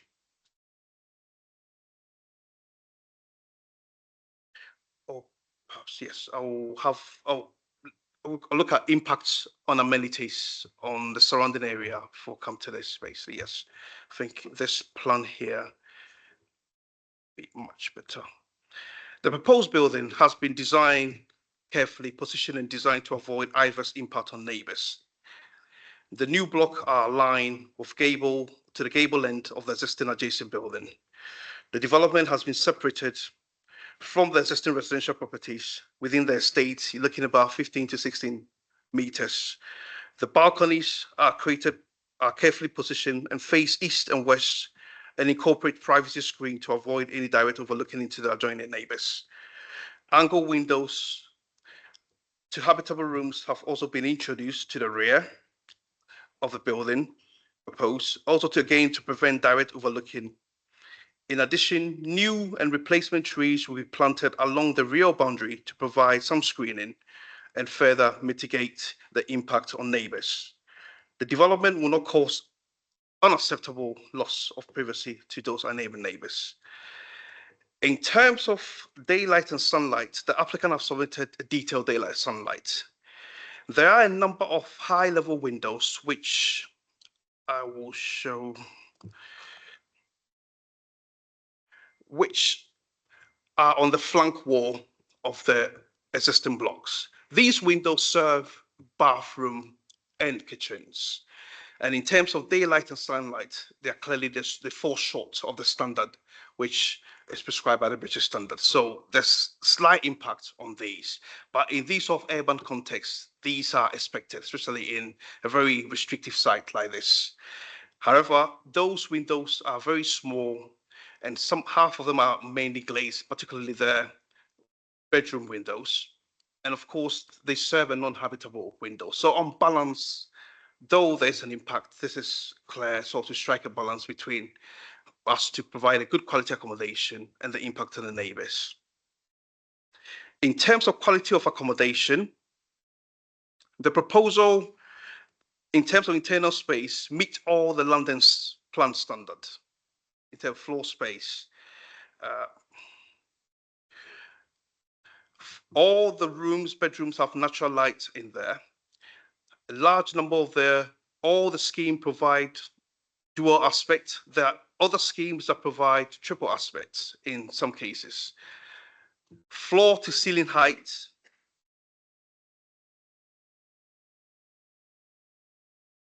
Just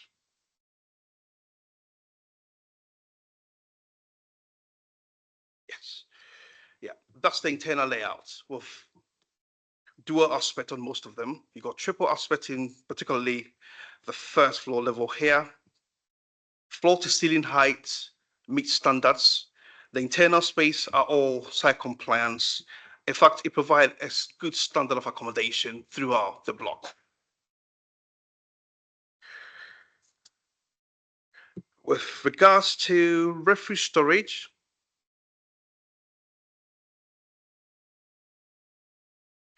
all the internal, external refuse location has been relocated into a designated bin storage using a preferred enclosure. So within Arundel, the proposal is for external refuse storage to sit among the landscape enhanced areas. So there are 6 existing blocks in Arundel and 3 newly proposed bin store, with 2 blocks sharing 1 store each based on proximity. So within Arundel, the bin store for the new dwelling has been integrated into the buildings. You can see the blue dots within the block A, B, and C. And then for the existing neighbors, it's just nestling within the enhanced landscape, which you can see with the pink sort of color there. 1 bulk store has also been provided alongside the east side parking within Arundel. So behind here, you can see the box store, which is there. Similarly, a similar approach for Baldwin has also been employed. So in Baldwin, 2 blocks, you got integrated bin storage with the blue color. And then for the wider estate, you've got the bin storage, which basically nestled within the landscape block. The bin storage are policy compliant, and the council waste management are satisfied with this arrangement.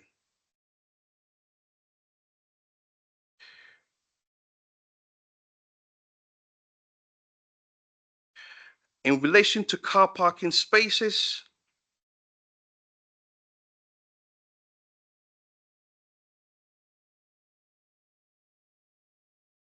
in relation to car parking spaces, the proposed development will involve the removal of all existing garages on site and provide 33, including 33 car parking spaces.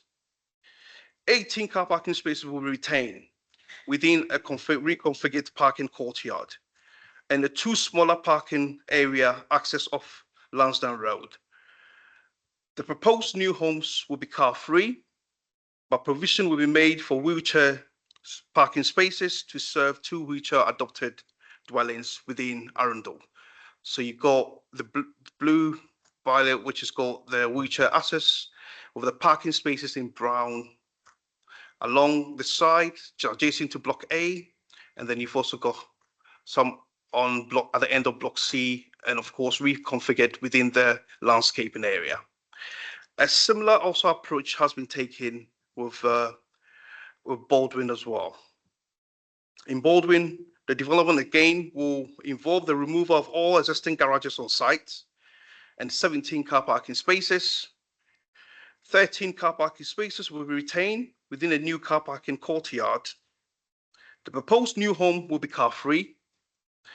The provision will be made for wheelchair parking spaces to serve the wheelchair adopted dwelling, which is 1 in Baldwin, and of course 2 wheelchair dwellings in Arundel. With regards to cycle provisions,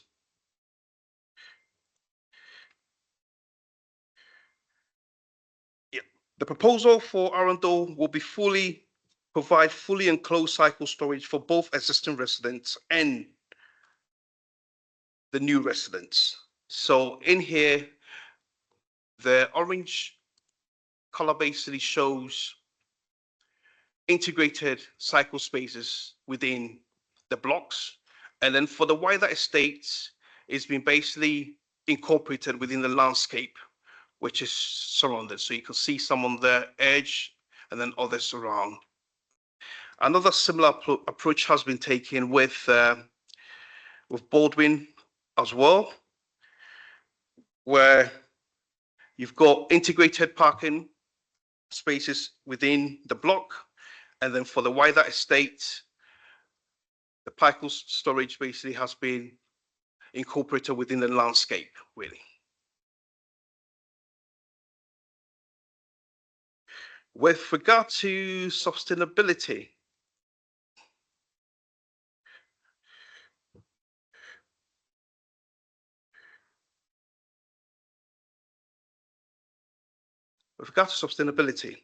Haringey is committed to ensuring that all new homes will be environmentally sustainable, with a target of achieving a zero carbon where possible.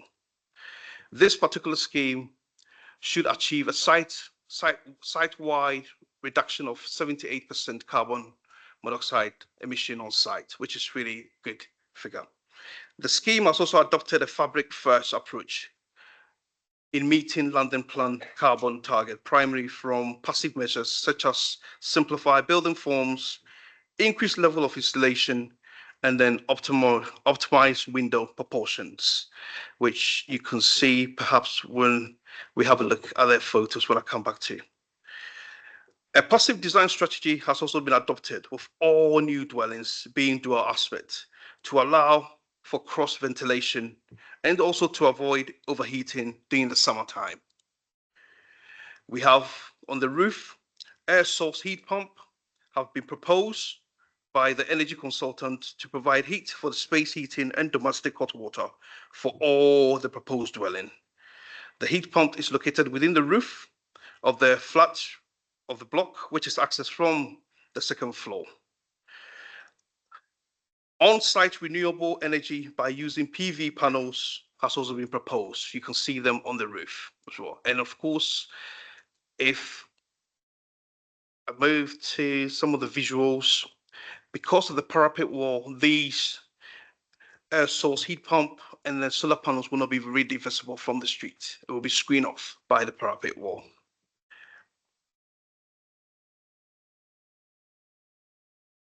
An overheating assessment has also been carried out by the energy consultant, and the window sizes have been adjusted to ensure that rooms do not overheat, but sufficient daylight is achieved throughout all the units.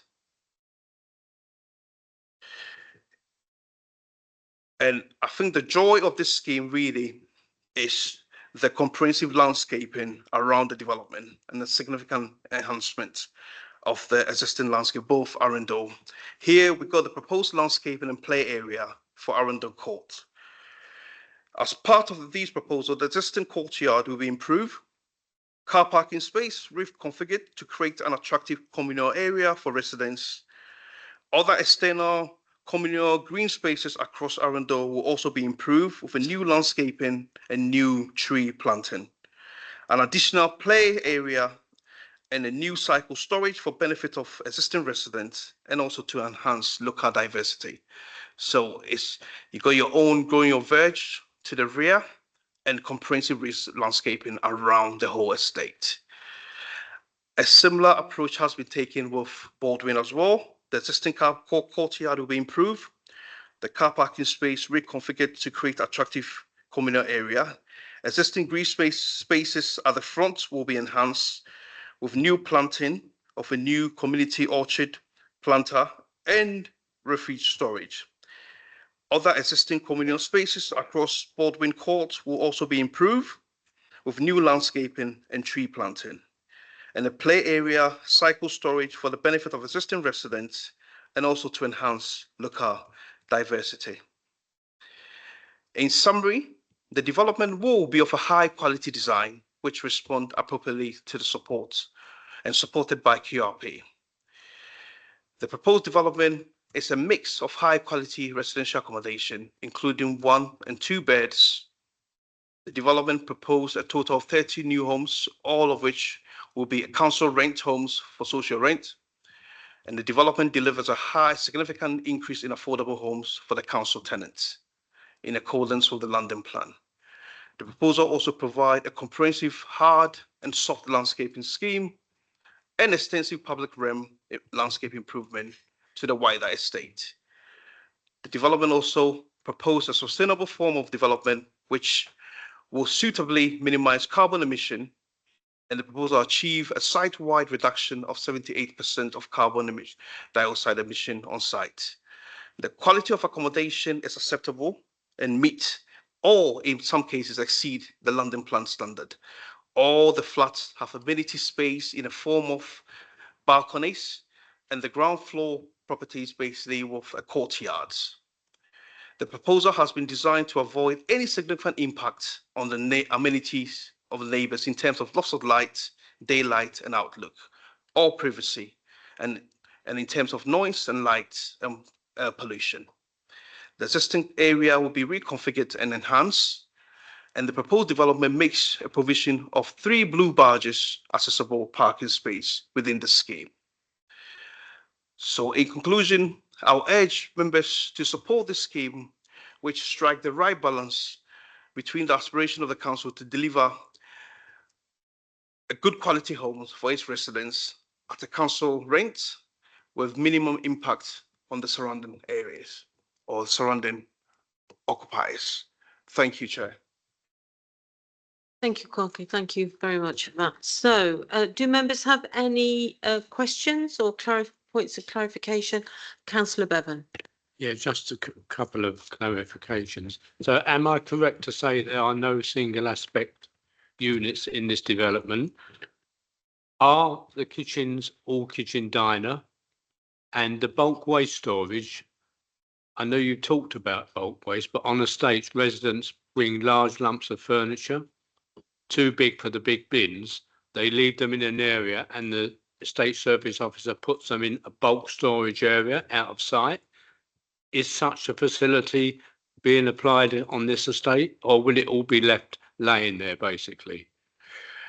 Thank you, Councillor. All the schemes provide dual aspects, and even some of the schemes provide triple aspect.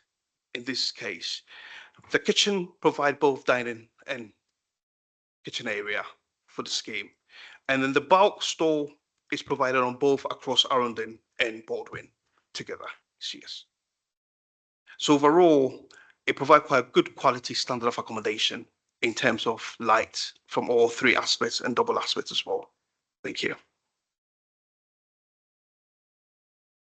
Sorry, did I miss that? Did you address whether the kitchen diners? Both kitchen diners. Sorry, Chair. Yeah, you got kitchen diner, which basically you can see from the plan of access onto the courtyard of the ground floor. Yeah. And then of course, all the units provide double aspects. And then the upper floors, some units provide even triple aspects of them. Yes. Thank you. Thank you. Bulk storage. And the car parking spaces. Yes. Yeah. Thank you. Can just turn your microphone. Thank you. Councillor Brennan. So I had a query about the car parking because I know when we visited, the car park was very well used. So I know that we're reconfiguring the car park, and it said something about 13 parking spaces in, maybe that was one of there was 13 parking spaces. So do we know how many are currently used by the residents, and what will happen? Will they simply lose their parking spaces and park on the street? That was one question. And then the second question was, do we envisage, because we have got quite a lot of these one bedroom flats here, do we envisage those being used by people downsizing? Because I'm thinking that people who are looking for social housing on the whole are looking for places for their families. But you can imagine that possibly someone who's had social housing for a long time and their family has left, they might want a smaller place. Thank you, Councillor. A parking stress survey was carried out in accordance with the Lambeth methodology. And within the transport statement as well, the 8T, it's noted that the existing off-street parking are not fully utilized. So 10 out of 32 parking spaces at Arundel were not in use. Yeah, so 10 out of 32 were not in use. And as 10 spaces were within 31 spaces at Baldwin. So you got 10 out of 32 and then 10 out of 31 in Baldwin. So there is scope for a couple of spaces available for people to basically use, yes. Just in terms of the point on downsizers, one probably for the applicant, when they get a chance to take questions and they can explain how that fits with their housing allocations. Okay, any more questions? Councillor O'Donovan. Thank you. And I think following on from that point, I understand there's 31 car parking spaces being lost. I mean, you've explained that to some extent, but it's really, it digs into the effect on the people that already live in the two blocks. Privacy, I think, was raised. I think you've covered that as well. In terms of play space, documents say that there's an over provision of play space in the two blocks at the moment, but I think you also mentioned there would be additional play space, which would be for everyone, I assume, the existing tenants plus the new tenants. And I assume that the normal policy will apply that council tenants within 250 metres of the new build council will be able to apply in and have priority. Thank you. Maurice, you want to deal with parking? Yeah, sure, councillor. I'll take the parking question. So in terms of the parking, we normally rely on the Lambert methodology, which looks at parking within 200 metre radius of the site. I think what is currently showing us is that there is sufficient capacity within the local area to absorb that demand. Based on the overnight surveys, when people are at home and parking stress is at the highest, I think as Quake was said, in terms of the 60 free car parking spaces were available, 40 was parked. I think as part of this proposal, we're planning to re-provide 31 car parking space. So potentially based on what we've seen in the overnight surveys, you'll be displacing about 10 car parking space on street. At the worst case scenario, if you say, okay, we are providing 31, we'll displace 32 car parking space on streets. Those residents will be able to apply for residence car parking permit. So some will go on street. The new residents will not be able to apply for residence car parking permit because that element of the development will be a car-free development. So in terms of net parking within the local area, there will be no increase in parking, apart from, you can say, the free disabled car parking bays which will be provided on site. You could say the net increase on street will be free spaces. But overall, based on the car parking survey, there was 78 plus car parking space within the 200 meters. And I think that's using the worst case scenario as 6 meter bay length. So that's way in excess of what we'll say a car will require to park.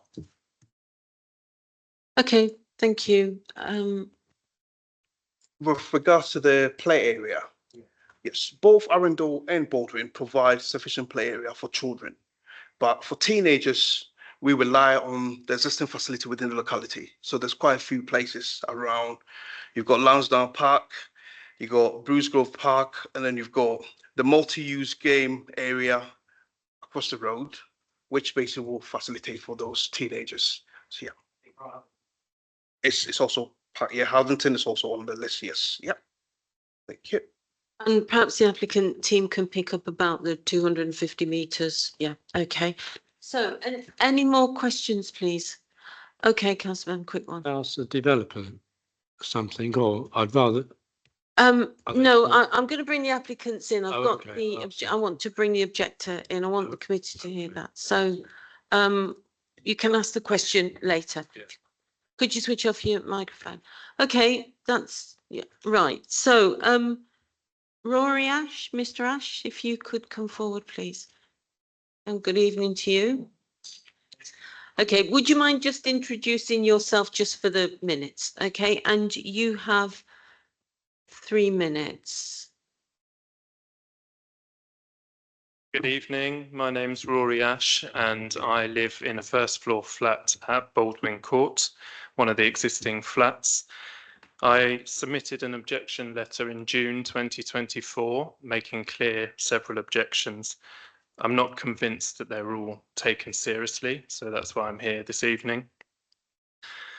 The objections that I wish to raise centre around the fact that I don't think the layouts of the existing flats were taken into consideration properly. I understand that the applicant is Haringey Housing Department, and so Haringey are also the freeholder of this estate. So in this particular instance, I don't think there was any excuse not to look at the internal layouts of the existing buildings. I have 3 objections I'd like to raise. The first is that my kitchen is an independent room. It's not an open plan layout. And that is the case for several other flats in the building. And currently from my north facing window, I enjoy an outlook of over 40 metres across Lansdowne Road. The proposed scheme will put a solid brick wall 2.1 metres away from my window. Secondly, and as a related issue, the internal layout of my flat was not drawn accurately. It's the same for my neighbours in terms of the daylight sunlight study. So I don't consider that the daylight results that the application is being assessed on are accurate. I raised this in June, and BRE guidance says that daylight kitchens should be considered. Lastly, another concern is that all of the new blocks create alleyways between the new buildings and the existing buildings. If these are secured with steel gates, I'm sure that would be fine, but anyone who's lived or worked near a steel gate knows that every time it shuts, you hear a clang come up through the building because the noise travels. The new bin stores for the proposed buildings are accessed via this alleyway, which means people will be coming and going, and the refuse teams who are under pressure will have to wheel 1,100 litre Euro bins through a convoluted route. So my daylight and outlook issues aside, if council is minded to approve this scheme, my request would be at the least that the proposed bin stores are made external, as our existing ones currently are, and thus the use and access of that alleyway will be reduced. Thank you. Thank you. Thank you very much. Can you just switch off your microphone? Okay, so do councillors have any questions for Mr. Ash? Any points of clarification? Councillor O'Donovan. Okay, well, to thank you for coming and for clarifying the situation in relation to your kitchen and also the bin stores. And you have come up with a possible alternative in relation to the bin stores. So I'd be very interested to hear the officer's response about that, and also the lack of light to your kitchen.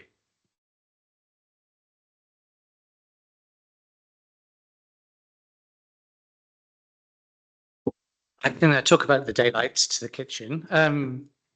Yes, it's unfortunate that the kitchen is a separate room, not open plan to the living room, therefore won't benefit from the living room windows, which will have plentiful natural light unaffected by the proposed development. But we did not consider the kitchen windows were particularly beneficial to those existing dwellings because they're quite small, high-level windows, and most people don't these days expect particularly great daylight levels in their kitchens, especially small kitchens, which are too small, for instance, to comfortably fit a dining table and a couple of chairs, which I believe this is. Therefore, it wouldn't meet the definition of a habitable room. It would just be regarded as a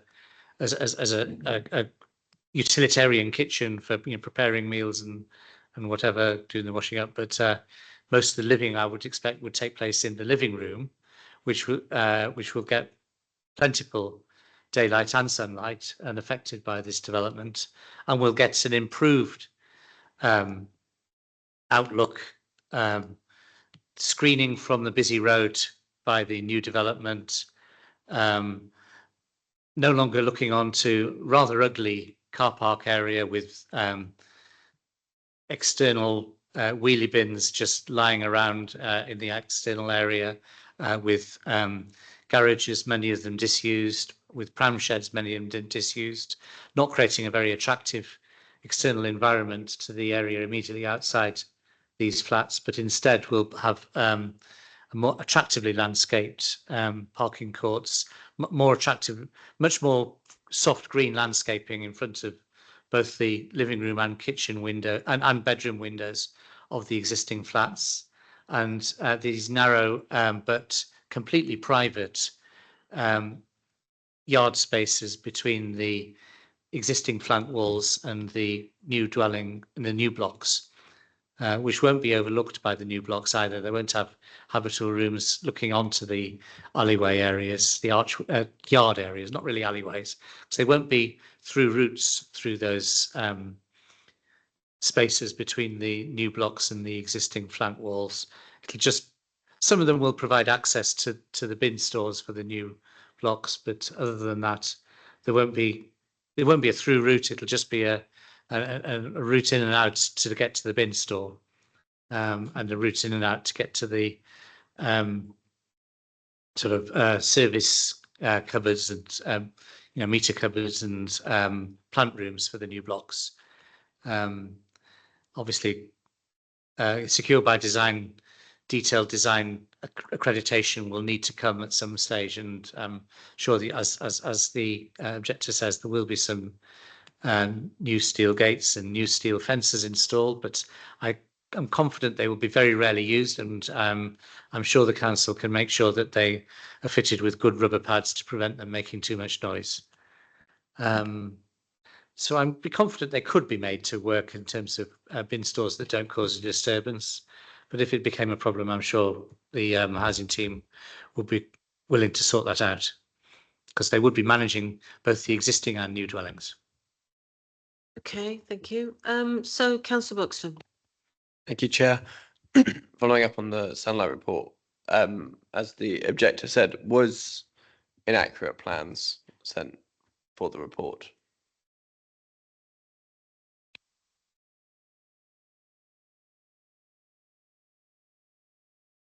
I just said that you're talking about the daylight and sunlight. Yeah, so it'd be nice if there were accurate plans always, but the way the BRE guide, which is what we use to assess decent levels of sunlight and daylight, is written, it doesn't expect applicants to know the internal layout of existing neighbouring buildings. The standards are based on the existing neighbouring windows without knowing what the existing neighbouring room layouts are, just to assess whether decent levels of daylight and sunlight to existing neighbouring windows are achieved. And the report finds that the existing neighbouring windows to the living rooms and bedrooms all achieve excellent levels of daylight and sunlight even after the development is built. Yes, some of these small kitchen and bathroom windows do have significantly less daylight, and I mean these rooms these rooms in the north flank wall to the to existing Baldwin Court flats won't have been assessed for sunlight because they're north facing, and only windows within 90 degrees of due south are supposed to be assessed for sunlight. But kitchens and bathrooms are not considered requiring sunlight anyway. Only living rooms and outdoor amenity spaces, and the revised guidance to a much lesser degree bedrooms.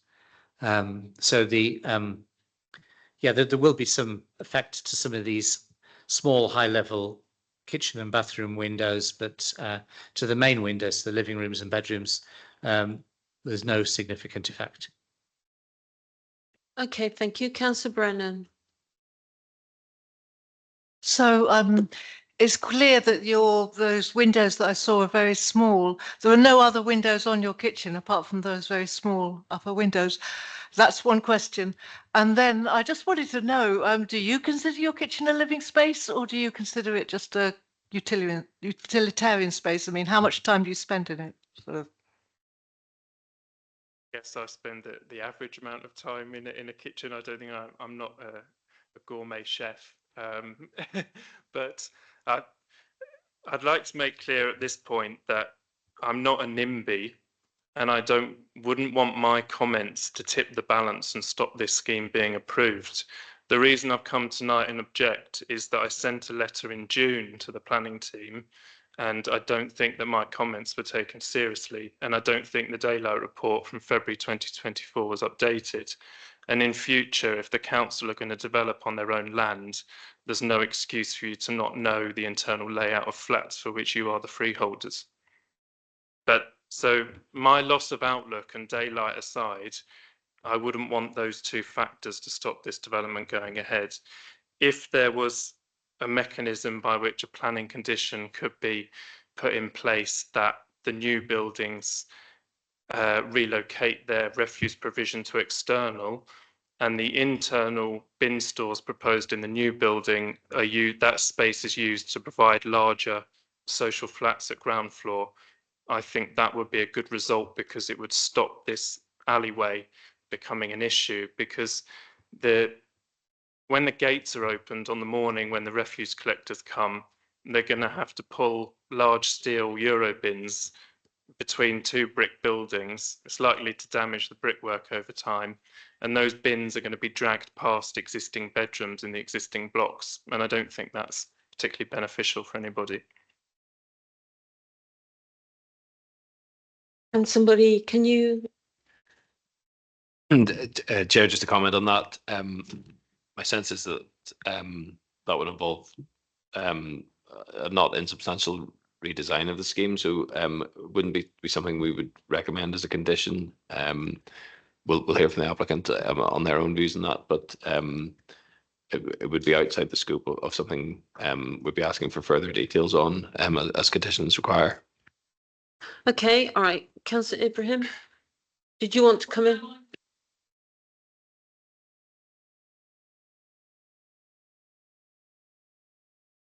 Okay, well, we'll hear from the applicant then about that. So are there any more questions?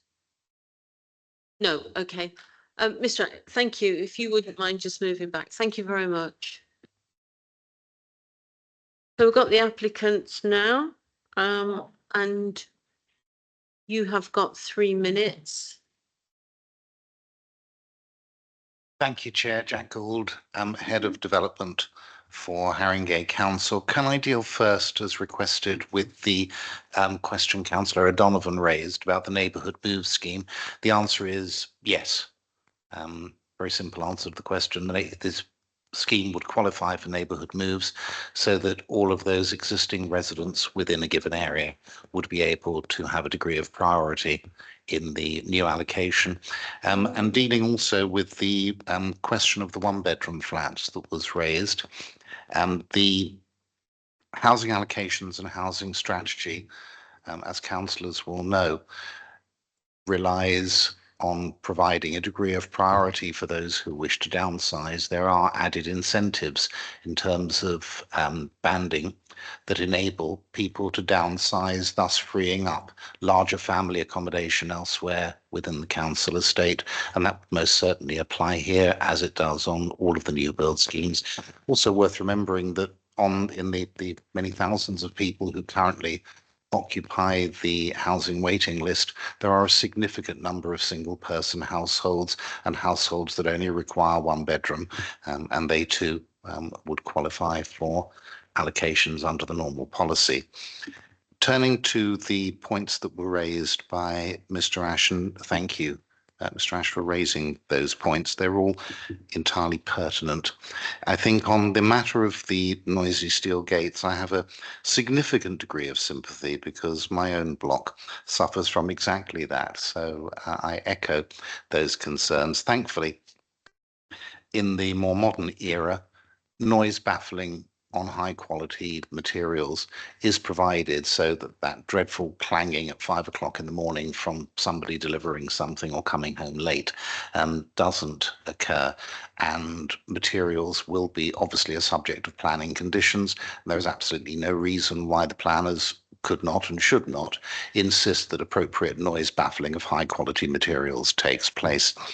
On the rather broader point of the external or the externalization of the bin stores, if I may, I'm going to ask Kevin to answer that point because he's better placed to do so. Oh, thank you, Jack. Councillors, Kevin Towell, the planning advisor to the housing delivery team. So as Robbie rightly pointed out, we can't sort of redesign the whole scheme as part of those conditions. We are certainly happy to look into what we could do. During the evolution of this scheme, there had to be a balance struck between the amount of public realm and landscaping and parking, which was given over to various different things, including the bin stores for the existing residents. So at the time, as we evolved the scheme, the view was taken that if we had these internal bin stores, that would just take up less space.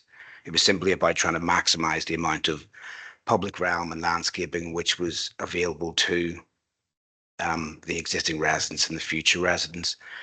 That being all said, we can certainly look to see what we could do, what capacity there is as part of that condition, but we couldn't, as Robbie's mentioned, completely redesign this scheme, but we will do what we can. Thank you. What I think we can do, Chair, if committee is so minded, is within the co-production requirement that I'm sure will be part of any planning conditions, undertake to consult with residents in the existing blocks to identify whether there are circumstances in which the location of the bin stores could be the subject of a separate later application. We will undertake to do that as part of the co-production exercise. Okay, thank you. Councillor Bevan? Yeah, five questions. They're not substantial questions, but I think you can confirm that this scheme went to the QRP panel. Yes. Thank you. Also, the landscaping. Now, we know that the Park Service has a complete inability to maintain your landscaping. What conditions are you putting on to try and ensure that that landscaping remains in good condition for as long as possible? My third point is, it's seen as good practice that when people move into new property now, a survey is done, especially as there's lots of new heating type apparatus. I don't see a condition in the planning thing that a survey would take place to get the residents' feedback. And then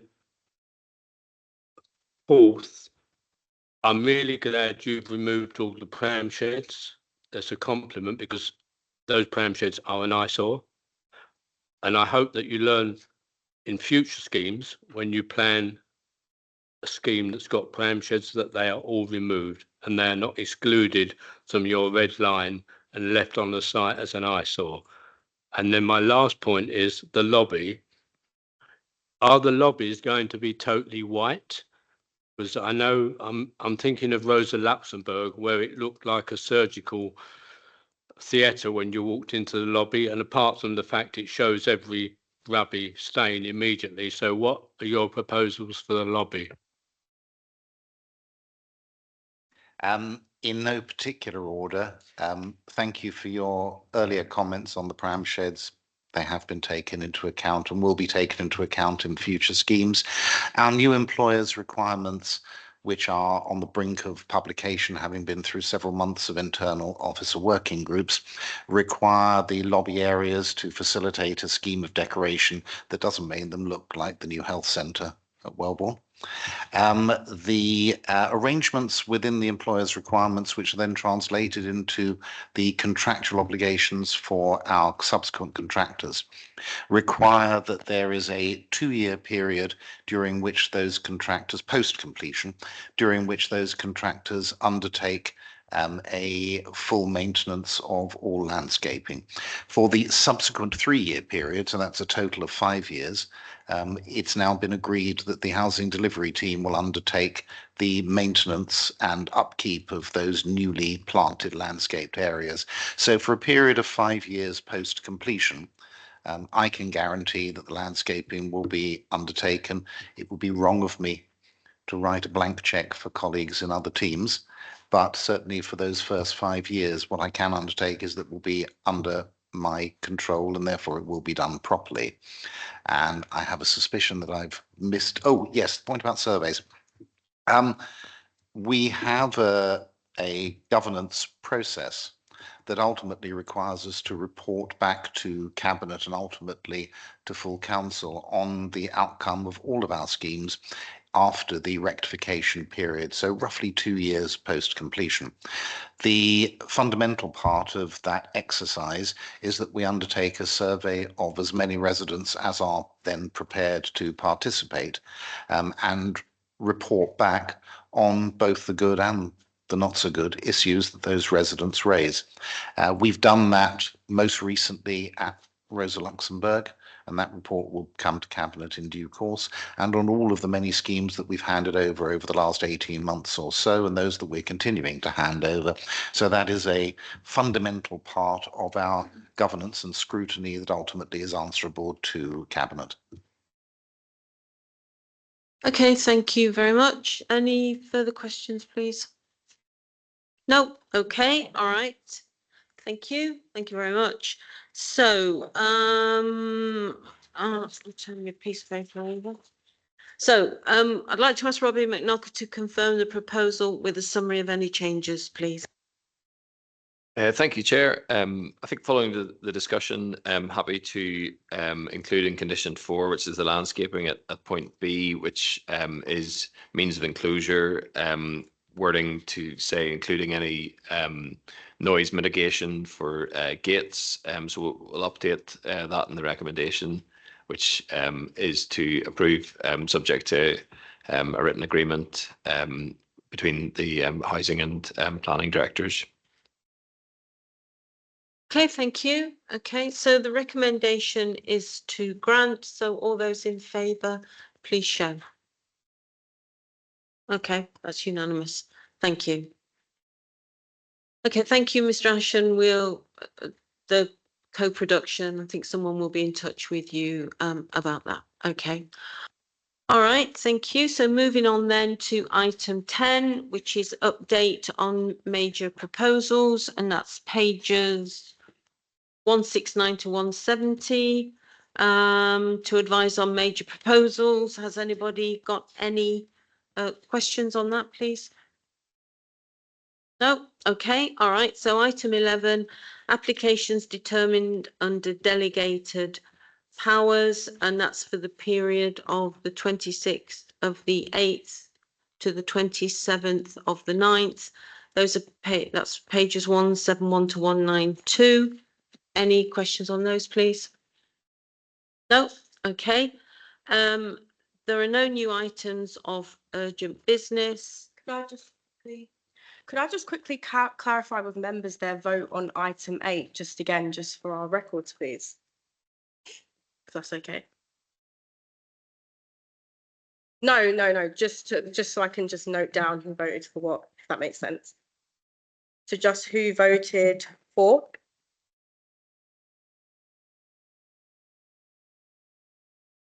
Who voted against? Yeah, okay, thank you. Yeah. Okay. And the date of the next meeting is the 7th of November. So, okay, so before you all go, this is Robbie's last meeting. He will be at the strategic planning on the 17th of October, but I just think this appropriate to say a few words. So let me just say a few words. As when I first stood as the chair of planning, I think I said something, and you councillors will all remind me, other than of course you, councillor. I said something like, the planning committee is really the window into Haringey. We decide, and it's a huge responsibility, what this borough is going to be like in the future, what it's going to look like, who comes to live here. And I think that that is really important. And I know you can't please everyone, but I think Tottenham Hale is amazing. And there are some of the buildings like the new estate at Tiverton, which I think is a triumph. And I do like Apex Gardens as well. Now, you didn't ever manage to deliver me a Pompidou Centre.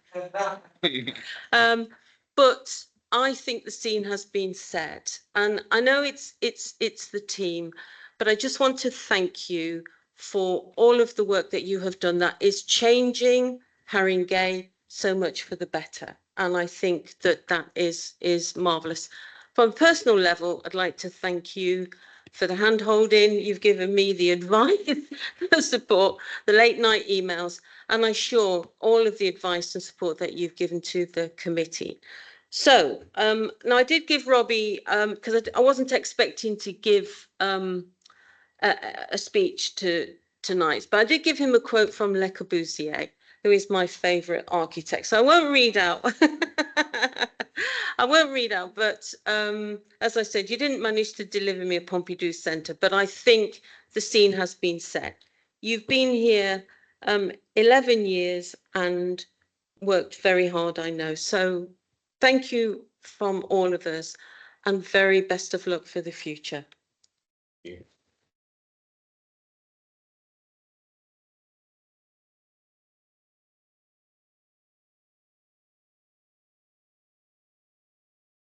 I was throwing us whether I was going to get a right for reply. I just want to say thank you. It's been a tremendous journey with you all. You've been absolutely brilliant to work with. I'll really miss our Friday morning site visits. There's a great team that in some ways I suppose I figurehead, but I'm very grateful to them for all the hard work that they do to bring the items, and to you all for forgiving the occasional typo. So thank you. Thank you. Thank you.